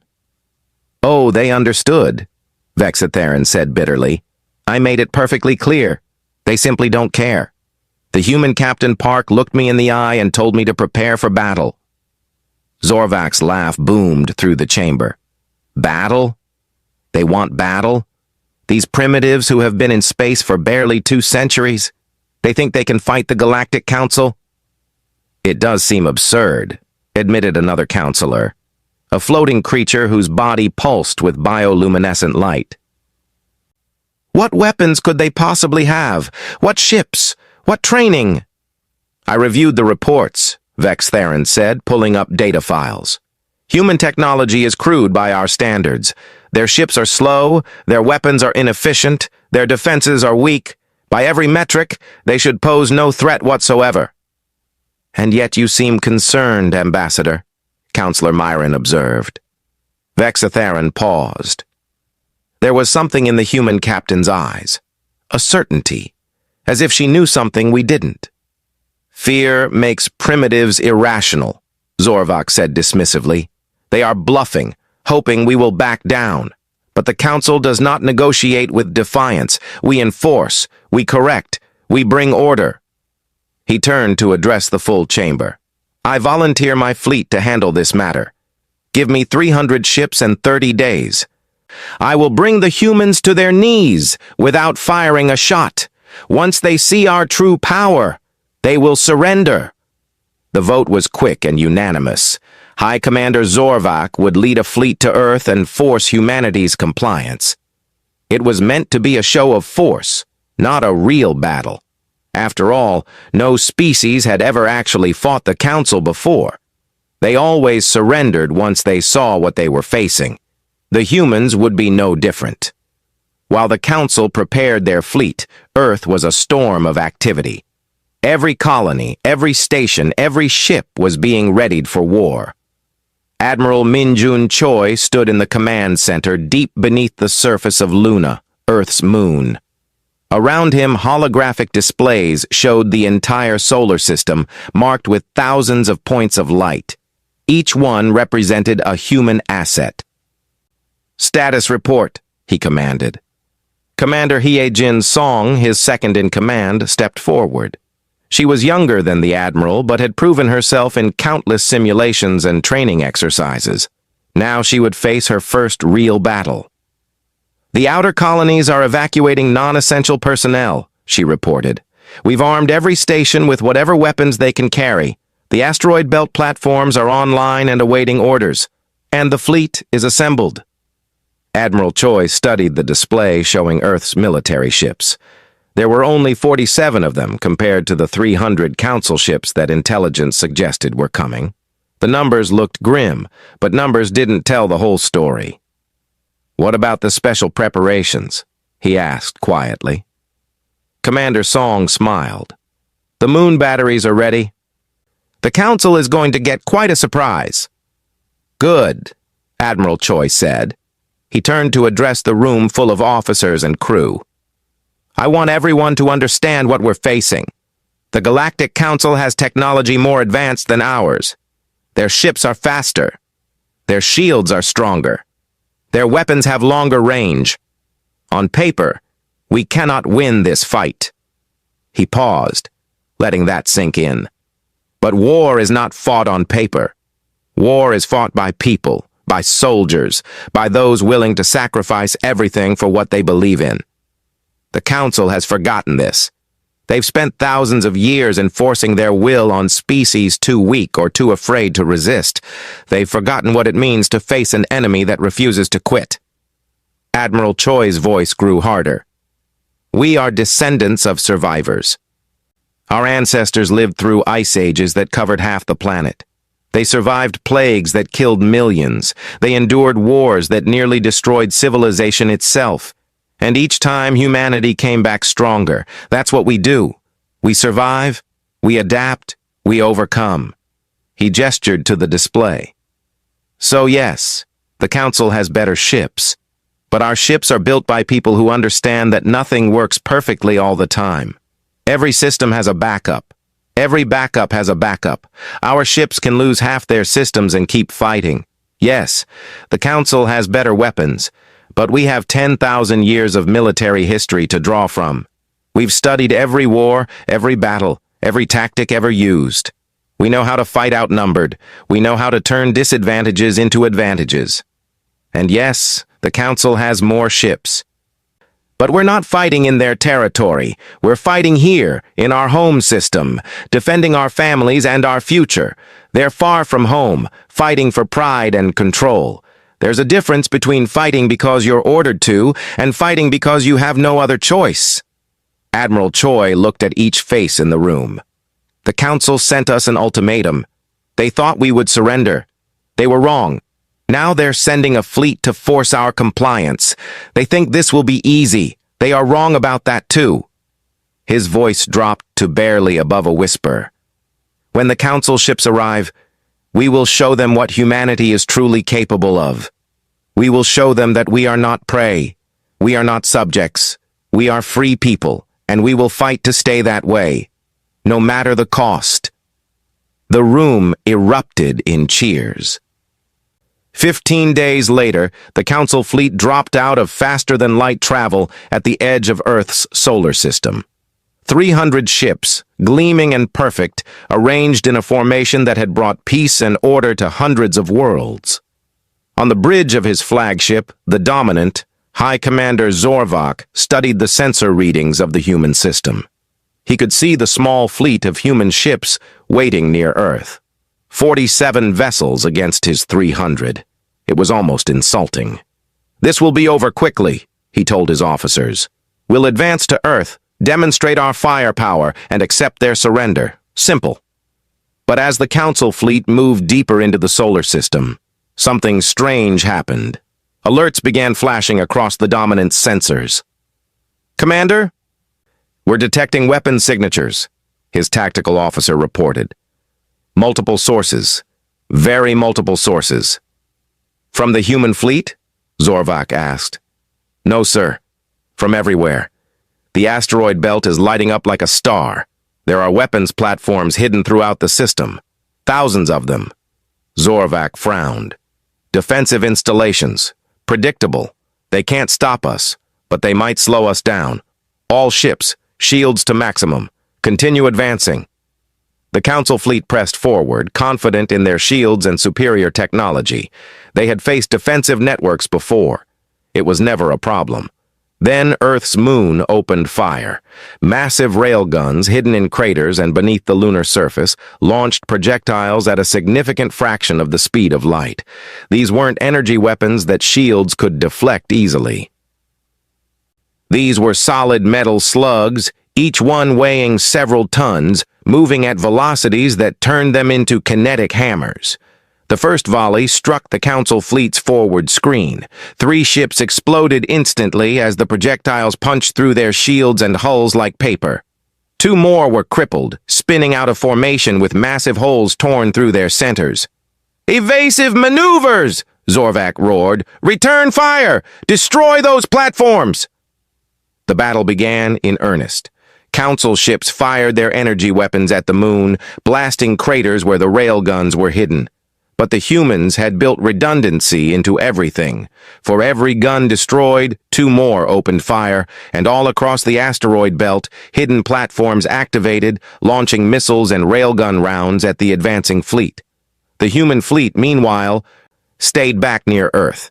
They weren't charging forward to meet the Council ships. They were waiting.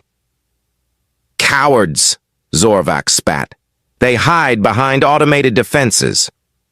"Sir, we've lost 23 ships," his tactical officer reported. "And we haven't even reached Earth's orbit yet."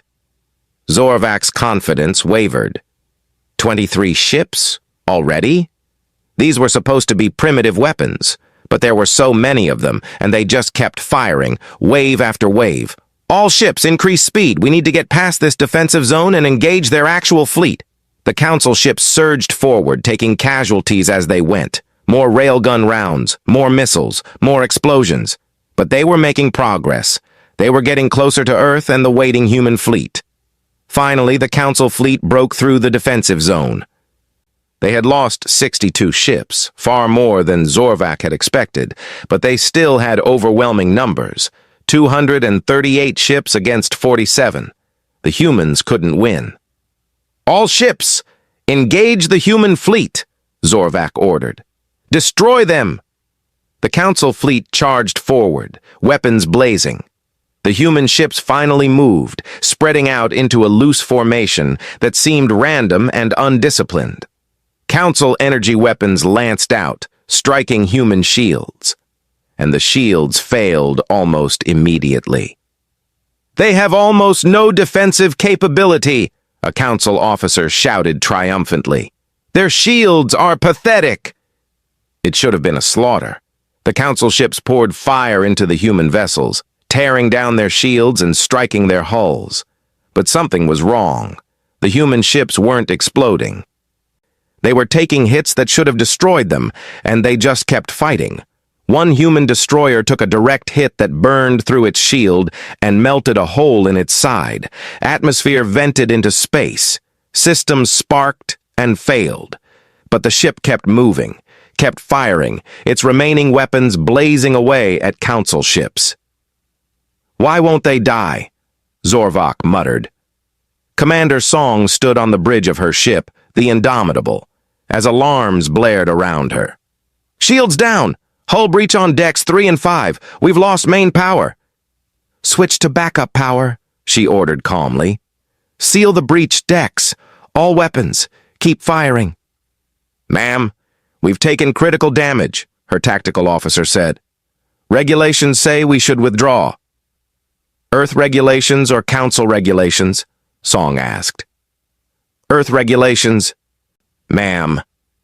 Song smiled coldly. "Well, Earth regulations were written by people who understand something the Council doesn't. We're not built to survive, we're built to fight. Now keep shooting." The Indomitable had lost its shields, half its weapons, and a quarter of its crew. By any reasonable standard, it should retreat.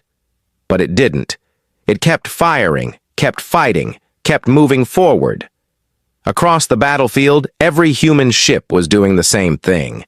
They took damage that would have crippled Council vessels and kept fighting.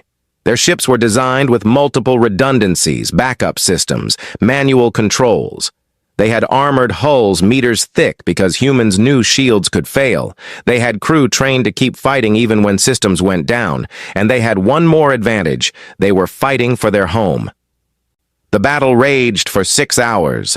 The Council fleet, which should have won easily, found itself locked in a grinding, brutal fight.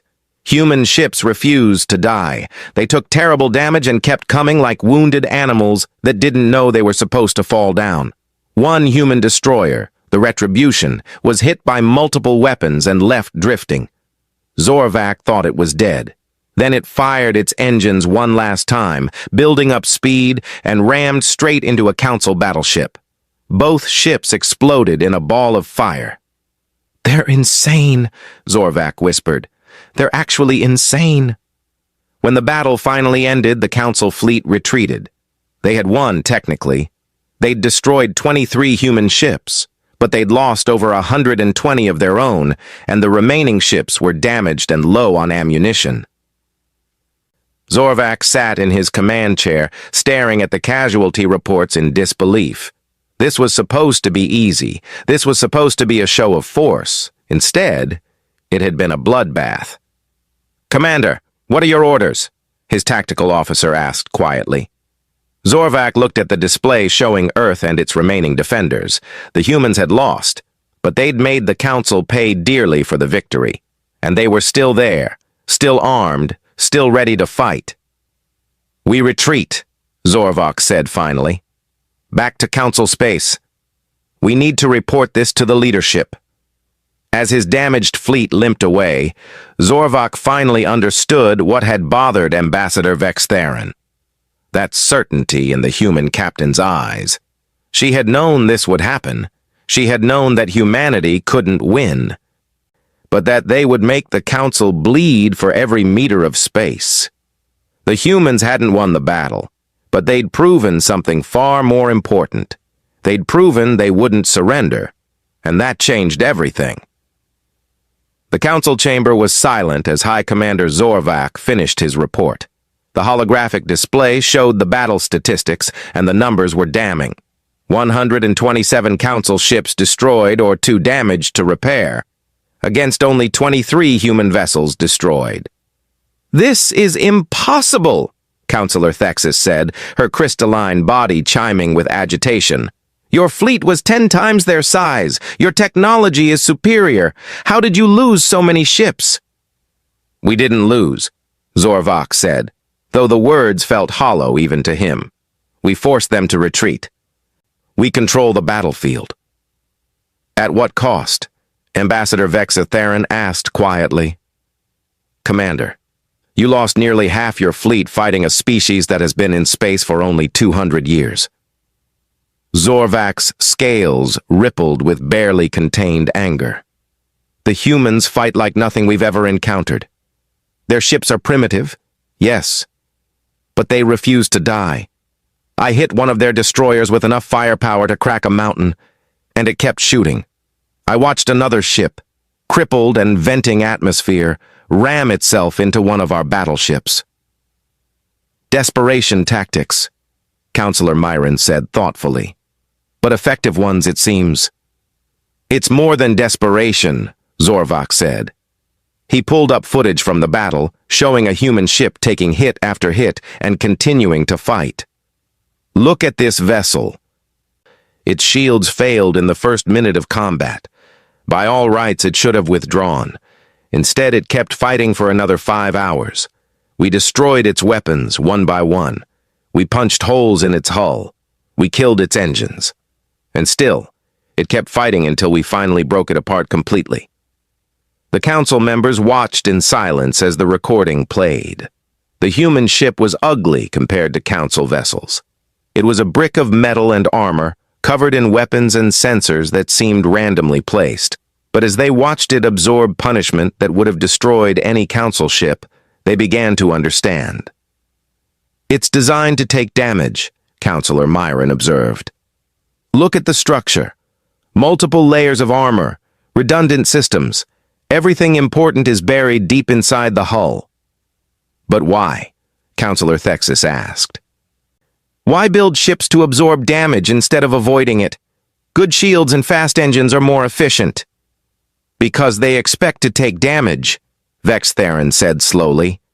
"They don't build ships assuming everything will work perfectly. They build ships assuming everything will go wrong. A new voice spoke up. May I address the council? Everyone turned to look at the speaker. It was Dal Near, a scientist from the Zik species, known throughout the council for their analytical minds. Dal Near had been studying human culture and biology since first contact. Please, Counselor Myron said, any insight would be valuable. Dal Near activated a display showing Earth. I have spent years researching the human homeworld. At first I thought the data was wrong. The environment seemed too hostile to support intelligent life. But the data was correct. Earth is what we would classify as a Class 12 death world. Murmurs spread through the chamber. Everyone knew about death world classifications. Anything above Class 5 was considered too dangerous for colonization.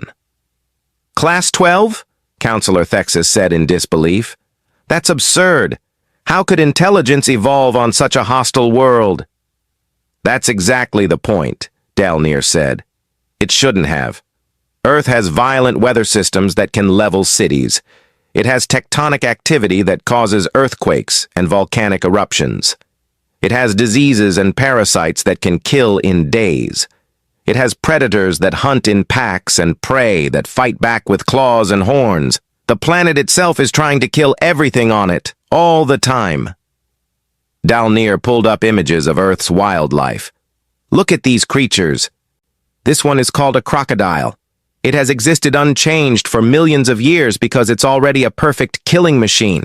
This one is called a hippopotamus. It looks slow and harmless, but it kills more humans than any predator on Earth. And this, Dal Near showed an image of a small insect, is a mosquito. Tiny, seemingly insignificant, but it spreads diseases that have killed billions of humans throughout their history. What does this have to do with their ships? Zorvak asked impatiently. Everything, Dal Near replied. Humans evolved on a world where nothing works perfectly, where danger comes from everywhere, where survival means adapting to constant threats. They didn't develop advanced technology through peaceful cooperation like most council species. They developed it through competition, through warfare, through necessity. Dal Near changed the display to show human history. Humans have been at war with themselves for their entire existence, not occasional conflicts like most species experience, constant war. They have fought wars over land, over resources, over ideas, over gods. They have developed weapons of incredible sophistication, and most importantly, they have developed military tactics refined over 10,000 years of continuous combat. The council members stared at the images of human warfare throughout history. Battlefields covered in bodies, cities reduced to rubble, weapons that became more and more devastating with each passing century. Their entire civilization is built around the concept of survival through overwhelming adversity, Dal Near continued. Every human carries this in their genetic memory. They expect things to fail. They expect to be hurt. They expect to face impossible odds. And they've learned to keep fighting anyway. Counselor Mirren spoke up. So when we designed ships with excellent shields and fast engines, we were thinking like species from peaceful worlds. We assumed our shields would work, so we didn't need heavy armor. We assumed we could retreat if needed, so we didn't plan for prolonged damage. Exactly, Dal Near said. But humans think differently. They assume shields will fail, so they add meters of armor. They assume systems will break, so they build in redundancies. They assume retreat might not be possible, so they design ships that can fight even when crippled. This is why their ships seemed so inefficient, Vex Theron said, understanding dawning on his face. We thought they were poorly designed. But they're designed for a different kind of warfare, the kind of warfare humans have been practicing since they lived in caves. Zorvak stood abruptly. This changes nothing. So humans are tough, so they can take punishment. They still lost the battle. We still have superior numbers. We just need to send a bigger fleet. Do you really want to do that? Counselor Myron asked. Commander, you lost half your fleet against their home defense. What happens when we escalate? What happens when we push them into a corner with no other options? They die, Zorvok said flatly. What else can they do? That's the wrong question, Dalnir said quietly. The question is not what happens to them. It's what happens to us. Commander, did you wonder why the humans only had 47 ships in that battle? Zorvak frowned. They're a young species. That's all they could build. No. Dalnir pulled up intelligence reports. Human industrial capacity is actually quite impressive. They could have built hundreds of ships if they wanted to. So why didn't they? The chamber was silent. Because they didn't need to, Dalnir said. They knew they couldn't win a straight fight, so they didn't try. Instead, they fought a defensive battle, making us pay dearly for every meter of space. They weren't trying to win. They were trying to make us bleed. A war of attrition, Counselor Myron said thoughtfully. They know they can't match our technology, so they're going to make victory too expensive to pursue. But we have more ships, Zorvak protested. More resources, more worlds. We can outlast them. Can we? Dalnir asked. Commander, you fought them in their home system, where they had prepared defenses. What happens when we push deeper into Earth space? How many hidden platforms are waiting? How many automated weapons? How many traps? And most importantly, how many casualties are we willing to accept? The Council has never backed down from a challenge, Zorvok said. The Council has never faced a challenge like this, Counselor Myron corrected. We've brought peace to hundreds of worlds because those worlds saw our power and chose to submit.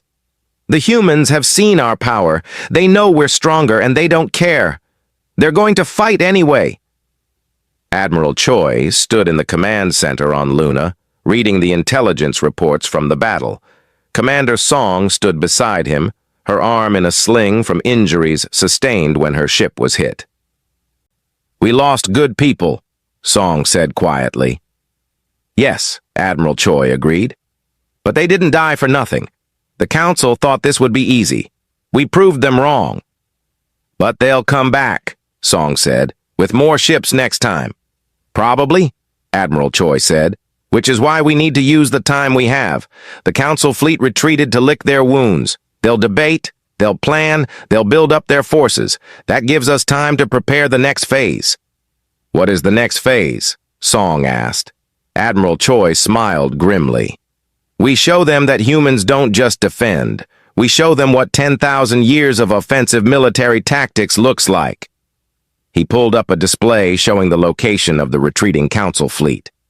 Commander, I want you to select 10 of our fastest ships, volunteers only. It's going to be a dangerous mission. What kind of mission? Song asked. We're going to do something the Council won't expect, Admiral Choi said. We're going to attack them. Song's eyes widened. Attack? Sir, they have over 200 ships. We'd be outnumbered 20-1. We're not attacking to win, Admiral Choi explained. We're attacking to show them that Earth isn't just a target to be conquered. We're showing them that we can strike back, that we can hurt them even in their own territory. We're changing the psychological dynamic. A raid, Song said, understanding. Hit and run. Exactly. Humans invented guerrilla warfare, asymmetric tactics, unconventional combat. The Council thinks in terms of big battles and overwhelming force. We're going to teach them that war isn't always about who has the bigger fleet. Back in the Council chamber, the debate continued. Counselor Thexus was arguing for immediate escalation. We cannot show weakness. Send the Grand Armada, crush Earth completely. That's exactly what the humans want us to do, Counselor Myron argued. They want us to commit more forces, take more casualties, drain our resources. Every ship we lose fighting them is one less ship protecting our actual territory. So we just give up, Counselor Thexus demanded. Let them defy us. I'm suggesting we reconsider our approach, Counselor Myron said. Perhaps there's a diplomatic solution. Diplomacy with humans? Zorvak scoffed. They rejected our generous offer. They chose war. Did we give them a choice? Vexatherin asked. Everyone turned to look at him. Ambassador? Counselor Mirren prompted. Vexatherin stood slowly. When I delivered the Council's ultimatum to Captain Park, I thought I was offering them protection. But from their perspective, I was demanding their surrender. I told them to dismantle their colonies, to stop their research, to accept our supervision. I called them primitive. I treated them like children. He paused. No wonder they chose to fight. What species would accept such terms? Would we? If a stronger power appeared and demanded the Council submit to their authority, would we accept it peacefully? The chamber was silent. The humans aren't fighting because they're primitive or foolish, Vexatherin continued. They're fighting for the same reason any of our species would fight. Because they believe freedom is worth dying for. Because they refuse to kneel. We've forgotten what that's like because we've been the dominant power for so long, but the humans haven't forgotten, they can't forget. Their entire history is built on it. So what do you suggest? Counselor Myron asked. I suggest we remember what the Council was founded for, Vexatherin said. Not to conquer, not to dominate, but to bring peace through cooperation. We gave the humans an ultimatum. Perhaps it's time we offered them a conversation instead. Zorvak stood angrily. This is weakness. The Council doesn't negotiate with defiance. Then the Council will be trapped in an endless war with a species that refuses to surrender, Counselor Mirren said. Commander Zorvak, you said it yourself. The humans fight like nothing we've ever seen. Even if we eventually win, how many of our own people will die in the process? How many ships will we lose? How many resources will we waste? The vote was called. It was close, but the moderates won. The Council would open diplomatic channels with Earth before committing to full-scale war. But even as they voted, none of them knew that human ships were already moving through space, heading toward the retreating Council fleet.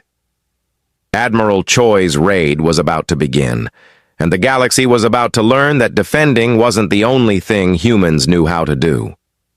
Commander Hae-Jin Song stood on the bridge of the stealth ship Shadowrunner, watching the Council fleet through her sensors. 10 human ships hung in the darkness of space, running silent, their power signatures reduced to almost nothing. They had followed the Council fleet for 3 days, staying just outside sensor range, waiting for the perfect moment.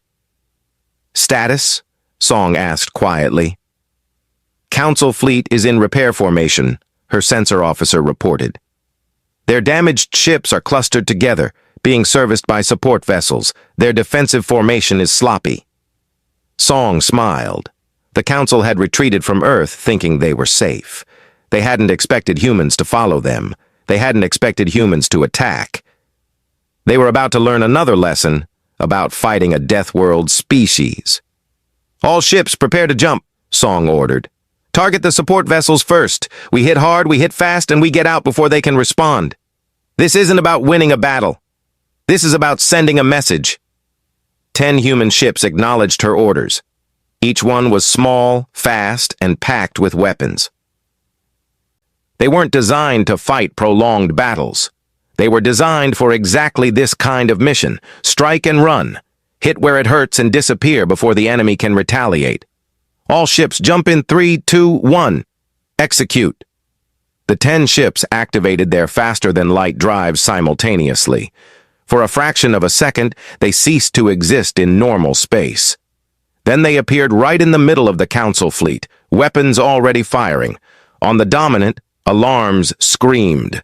Zorvak jerked awake in his quarters, his mind struggling to process what was happening.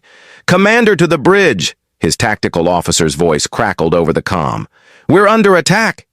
Zorvak ran to the bridge, his claws scraping on the metal floor. "Report!" "Human ships, sir. 10 of them. They jumped right into our formation." Zorvak stared at the tactical display in disbelief. The human ships were moving through his fleet like sharks through a school of fish. They weren't engaging his warships. They were targeting his support vessels, the unarmed ships carrying repair supplies and wounded crew. All ships, engage the humans! Destroy them! Zorvok roared. But the human ships were too fast, too maneuverable. They fired their weapons, crippling a support ship, then jumped to a new position before Council weapons could lock on. They appeared, fired, and vanished over and over like ghosts. In just 10 minutes, they had destroyed or crippled 15 support vessels. Then, as suddenly as they appeared, the human ships jumped away, disappearing into the darkness of space. The Council fleet was left in chaos. Damaged ships that had been awaiting repair were now stranded. Supply vessels carrying critical parts were destroyed. Medical ships carrying wounded crew were drifting and powerless. Zorvok stood on his bridge, shaking with rage and something else. Something he hadn't felt in decades.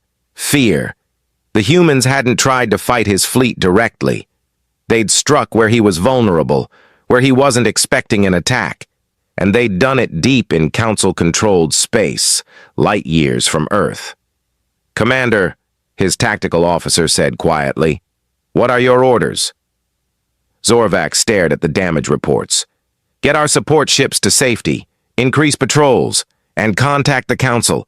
They need to know that the humans aren't just defending anymore, they're hunting us." The news of the human raid spread through the galaxy like wildfire. Every species, every government, every news network was talking about it. The Galactic Council, the most powerful alliance in known space, had been attacked, in their own territory, by a species barely 2 centuries old. On a dozen different worlds, people watched the footage that had leaked from Council ships. They saw the human ships appearing and disappearing like magic. They saw the precision of the strikes. They saw the Council fleet, damaged and demoralized, unable to stop them. And they started asking questions. Dalnir watched the news reports in his laboratory, making notes. The human raid was brilliant in its simplicity.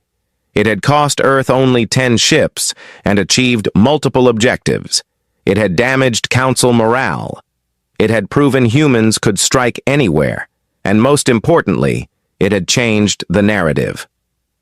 Before, the story had been about a primitive species defying the Council out of foolish pride. Now, the story was about a resourceful underdog fighting for survival against overwhelming odds. And the galaxy, Dalnir knew, loved an underdog. His console chimed with an incoming message. It was from Counselor Myron, requesting his presence at an emergency session. Dalnir gathered his research and headed to the Council chamber. When he arrived, the atmosphere was tense. Counselor Thexus was arguing loudly for immediate retaliation. "They attacked us, in our own space. We must respond with overwhelming force." "And then what?" Counselor Myron asked calmly. "We send more ships. They attack our supply lines. We send more ships. They raid our colonies. Where does it end?" "It ends when they're all dead," Counselor Thexus shouted. "Is that what the Council has become?" Ambassador Vexatheron asked. "An organization that exterminates species for daring to resist us?" "They started this war," Counselor Thexus said. "Did they?" Vexatheron challenged. "Or did we start it when we demanded their unconditional surrender?" The argument continued, but Dalnir noticed that Counselor Myron was watching him. The ancient being gestured for him to approach. "You've been studying the humans," Counselor Myron said quietly. "What's your assessment of their capabilities?" Dalnir pulled up his research. "Counselor, I've analyzed every human battle tactic from their recorded history. They have over 10,000 years of military innovation to draw from. Guerrilla warfare, asymmetric tactics, psychological operations, naval combat, air superiority, combined arms doctrine. They've studied and perfected every form of warfare. But surely our technology gives us an advantage," Counselor Myron said. "Technology isn't everything," Dalnir replied. "The humans proved that in their first battle. They couldn't match our shields or weapons, so they adapted. They used defensive positions. They employed weapons we weren't expecting. They sacrificed ships to inflict maximum damage, and now they're using hit-and-run tactics to strike where we're vulnerable." Dalnir brought up a holographic projection. If we escalate to full-scale war, yes, we will eventually win. We have more ships, more resources, more worlds, but the cost will be enormous. The humans will fight to the last person. They'll turn every colony into a fortress. They'll attack our supply lines. They'll raid our worlds. They'll make us pay for every meter of space. So you're saying we should surrender to them? Counselor Thexus demanded, having overheard the conversation. I'm saying we should talk to them, Dalnir said. Humans are aggressive, yes, but they're also remarkably cooperative when they choose to be. Their entire species unified under a single government after first contact. That's unprecedented. Most species take centuries to achieve that level of cooperation. What are you suggesting? Counselor Myron asked. I'm suggesting that humans might make better allies than enemies, Dalnir said. Their engineering is practical and robust. Their military tactics are sophisticated. Their willingness to sacrifice for their beliefs is unmatched. Imagine what they could contribute to the Council as members rather than as conquered subjects. Meanwhile, on Earth, Admiral Choi was dealing with the fallout from Commander Song's raid. The mission had been a tactical success, but it had also escalated the conflict. The Council could no longer ignore Earth or hope the problem would go away. Sir, we're receiving multiple communications from the Council, his communications officer reported. Some are threatening retaliation, but others are requesting negotiations. The Council is split, Admiral Choi observed. Good. That's what we wanted. Dr. Su-Min Lee entered the command center. She was the head of Earth's Advanced Weapons Research Division, and she looked exhausted, but also excited. Admiral, I have news, she said. The project is complete. Admiral Choi felt his heartbeat quicken. You're certain? We've run every test. It works. We can weaponize faster than light travel. Admiral Choi had authorized this project months ago, right after the Council's ultimatum. The concept was simple but devastating. If humans could make objects travel faster than light, they could make weapons appear inside enemy defenses. Missiles that bypassed shields, bombs that materialized inside ship hulls, torpedoes that jumped directly to their targets. How many do we have? He asked. 30 prototypes, Dr. Lee said. Enough for a demonstration. A demonstration, Admiral Choi repeated. He thought for a moment, then made his decision. Prepare them, but we're not using them against Council ships. Dr. Lee looked confused. Sir, we're going to use them to send a message, Admiral Choi said. The Council thinks they can force us to surrender through superior firepower. We're going to show them that we have the capability to end this war whenever we choose.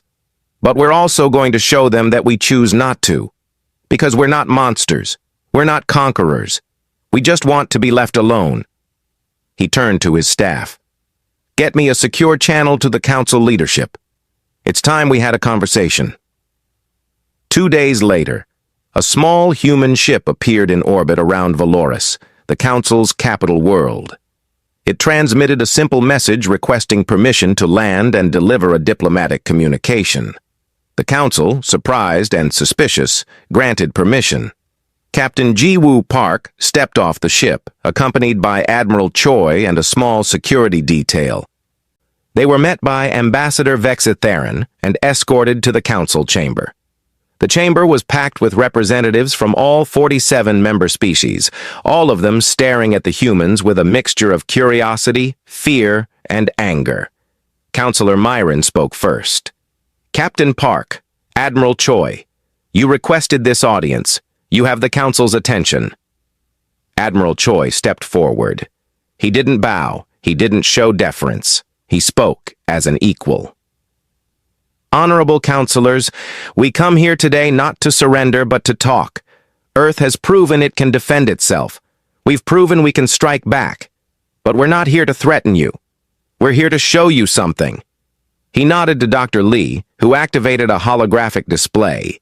It showed the 30 jump torpedoes in orbit around Valoris. The council chamber erupted in alarm. Weapons? Orbiting their capital? How had they gotten there? These are faster-than-light weapons, Admiral Choi explained calmly. They can appear anywhere, bypassing all shields and defenses. Each one carries enough explosive power to level a city. We have 30 of them in orbit around your world right now. Counselor Thexus stood angrily. This is an act of war. You dare threaten our homeworld? We dare to show you the truth, Admiral Choi said. We could end this war in an hour. We could target your capital cities, your military bases, your civilian centers. We have the capability and the will to do terrible damage. He paused, letting that sink in. But we won't, because despite what you think of us, we're not savages. We're not conquerors. We don't want your worlds or your resources. We just want our freedom. Captain Park stepped forward. The Council sent us an ultimatum. You demanded we surrender our colonies, our research, our independence. You called us primitive. You said we needed your guidance, but we don't. We've survived for millions of years on a world that tried to kill us every day. We've built a civilization from nothing. We've reached for the stars on our own. And we're not going to give that up just because you think you know better. She looked around the chamber, meeting the eyes of different counselors.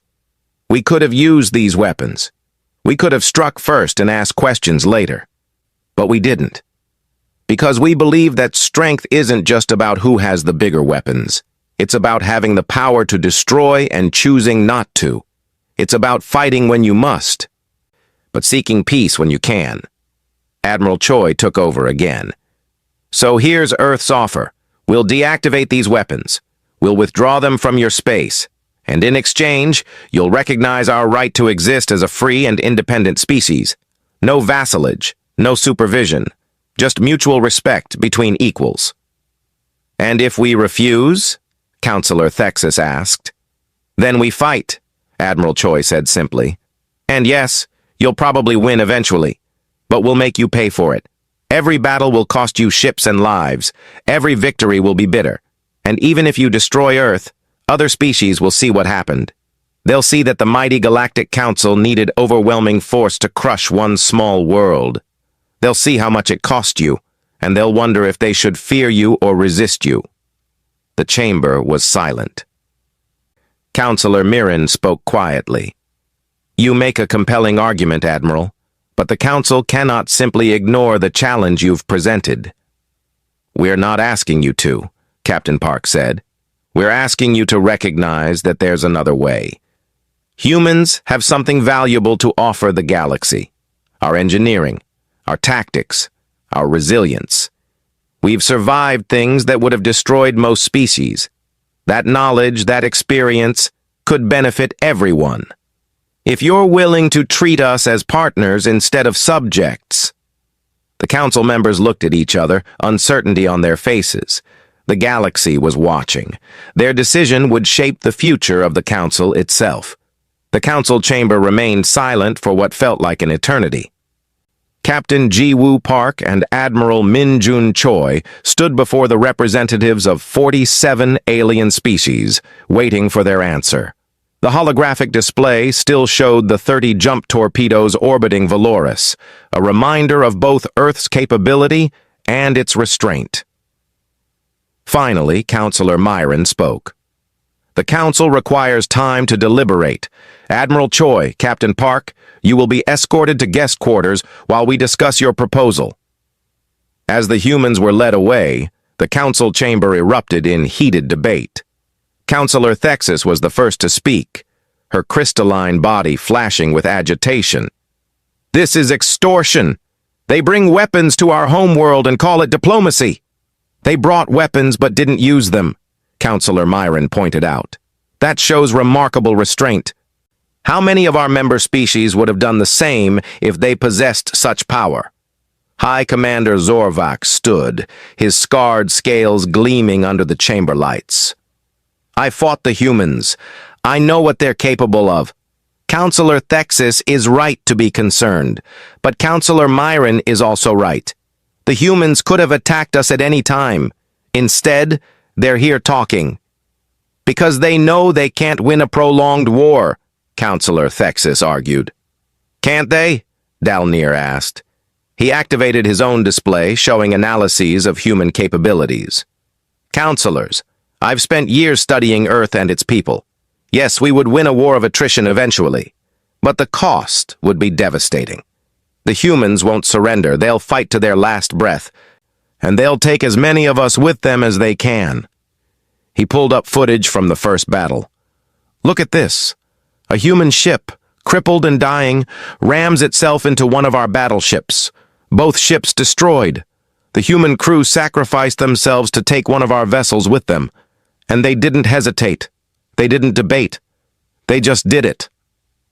Primitive suicide tactics, Counselor Thexus said dismissively.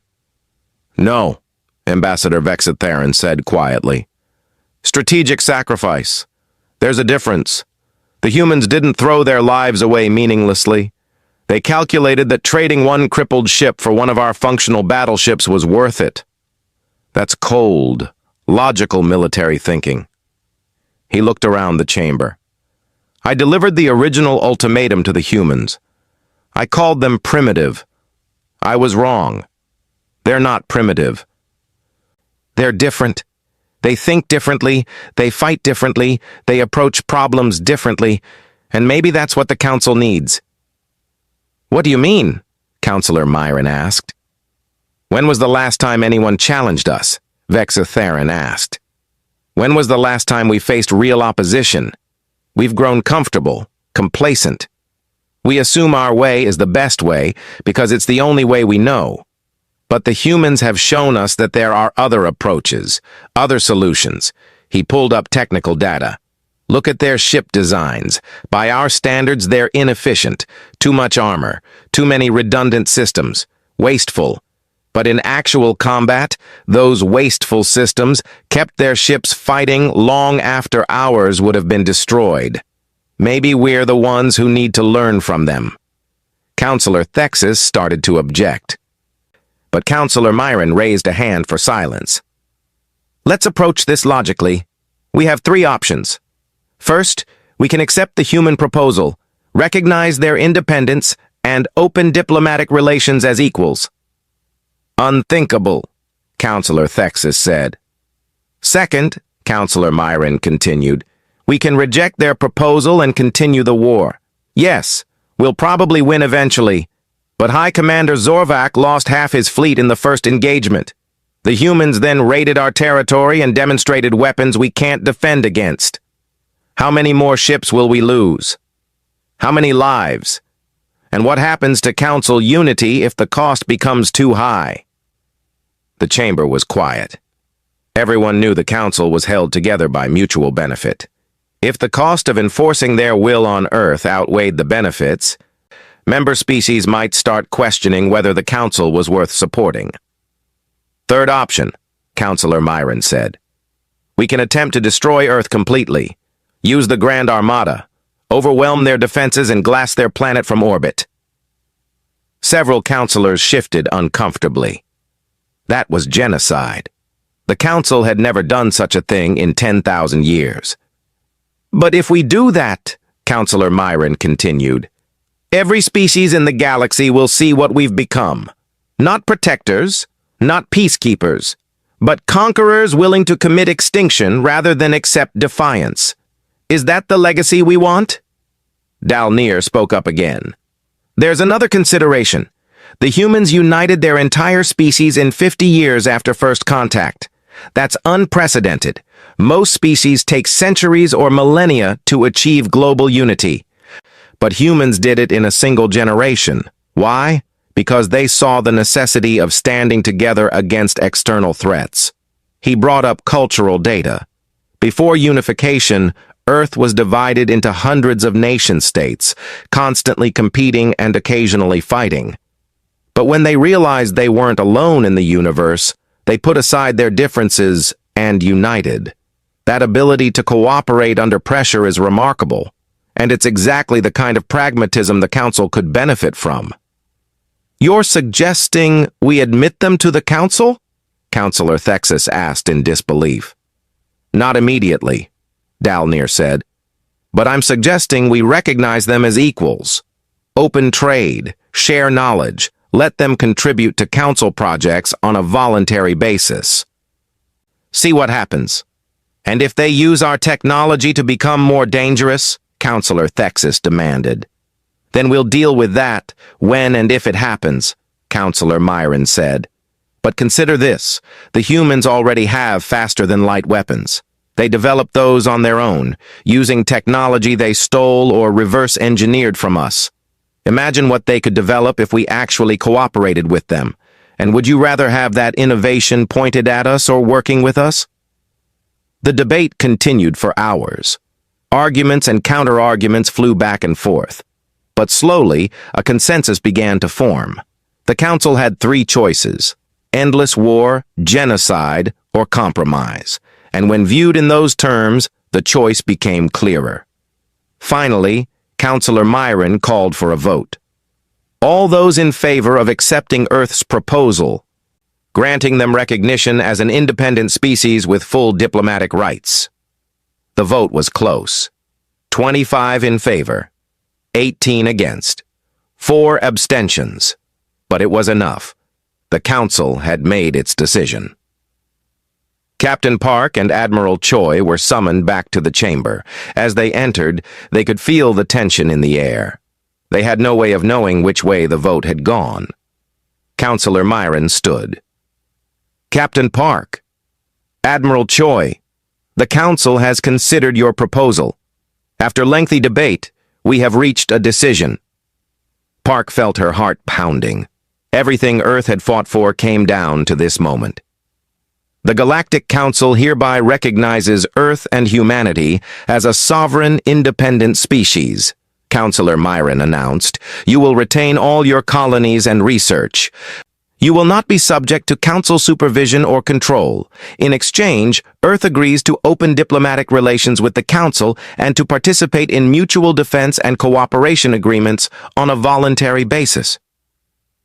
Park felt relief wash over her, but she kept her expression neutral. The council honors us with this decision. There are conditions, Counselor Thexus said sharply. Those weapons you demonstrated. They are too dangerous to be used without oversight. We agree, Admiral Choi said, surprising everyone. Earth will place the jump torpedo technology under Joint Human Council review. We'll work together to establish protocols for its use and safeguards against its misuse, and we'll share the underlying principles with Council scientists so you can develop defensive countermeasures. That surprised the Council members. They'd expected humans to jealously guard their new weapon. Why would you share such valuable technology? Counselor Thexus asked suspiciously. Because we're not interested in dominating the galaxy, Captain Park said. We just want to be part of it, as equals. And equals share knowledge and work together for mutual benefit. Counselor Myron smiled, or at least made the expression closest to a smile that his species was capable of. Then let us begin. Earth will send a permanent ambassador to the Council. We will open trade negotiations, and we have a proposal for humanity's first cooperative project with the Council. What kind of project? Admiral Choi asked. The Council has been monitoring an emerging threat in the Outer Rim, Counselor Myron explained. A species called the Vax.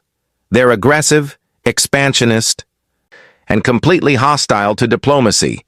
They've been raiding Council colonies for years. Our defensive measures have been inadequate. You want human military expertise? Admiral Choi said. We want human engineering, Counselor Myron corrected. Dalnir has studied your defensive systems, your redundancy protocols, your damage control procedures.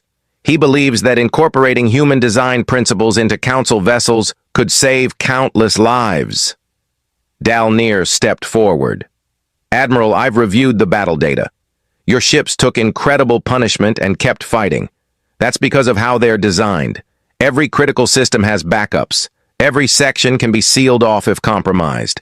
Your crews are trained to keep fighting even when systems fail. We call it Death World Engineering, Admiral Choi said. Nothing ever works perfectly on Earth. Our weather is violent. Our tectonic plates shift. Our diseases mutate. We learned long ago that we can't rely on things working as planned. We have to build in resilience. Exactly, Dalnir said enthusiastically. And that's what the Council needs. Our ships are magnificent when everything works, but when systems fail, we're vulnerable. If we could combine Council technology with human resilience, we'd have vessels that are both advanced and tough. We'd be willing to share our engineering principles, Admiral Choi said, in exchange for access to Council technology that we can adapt for our own needs. A fair trade, Councilor Myron agreed. Over the next several weeks, the formal treaty was drafted and signed. Earth gained recognition as an independent species.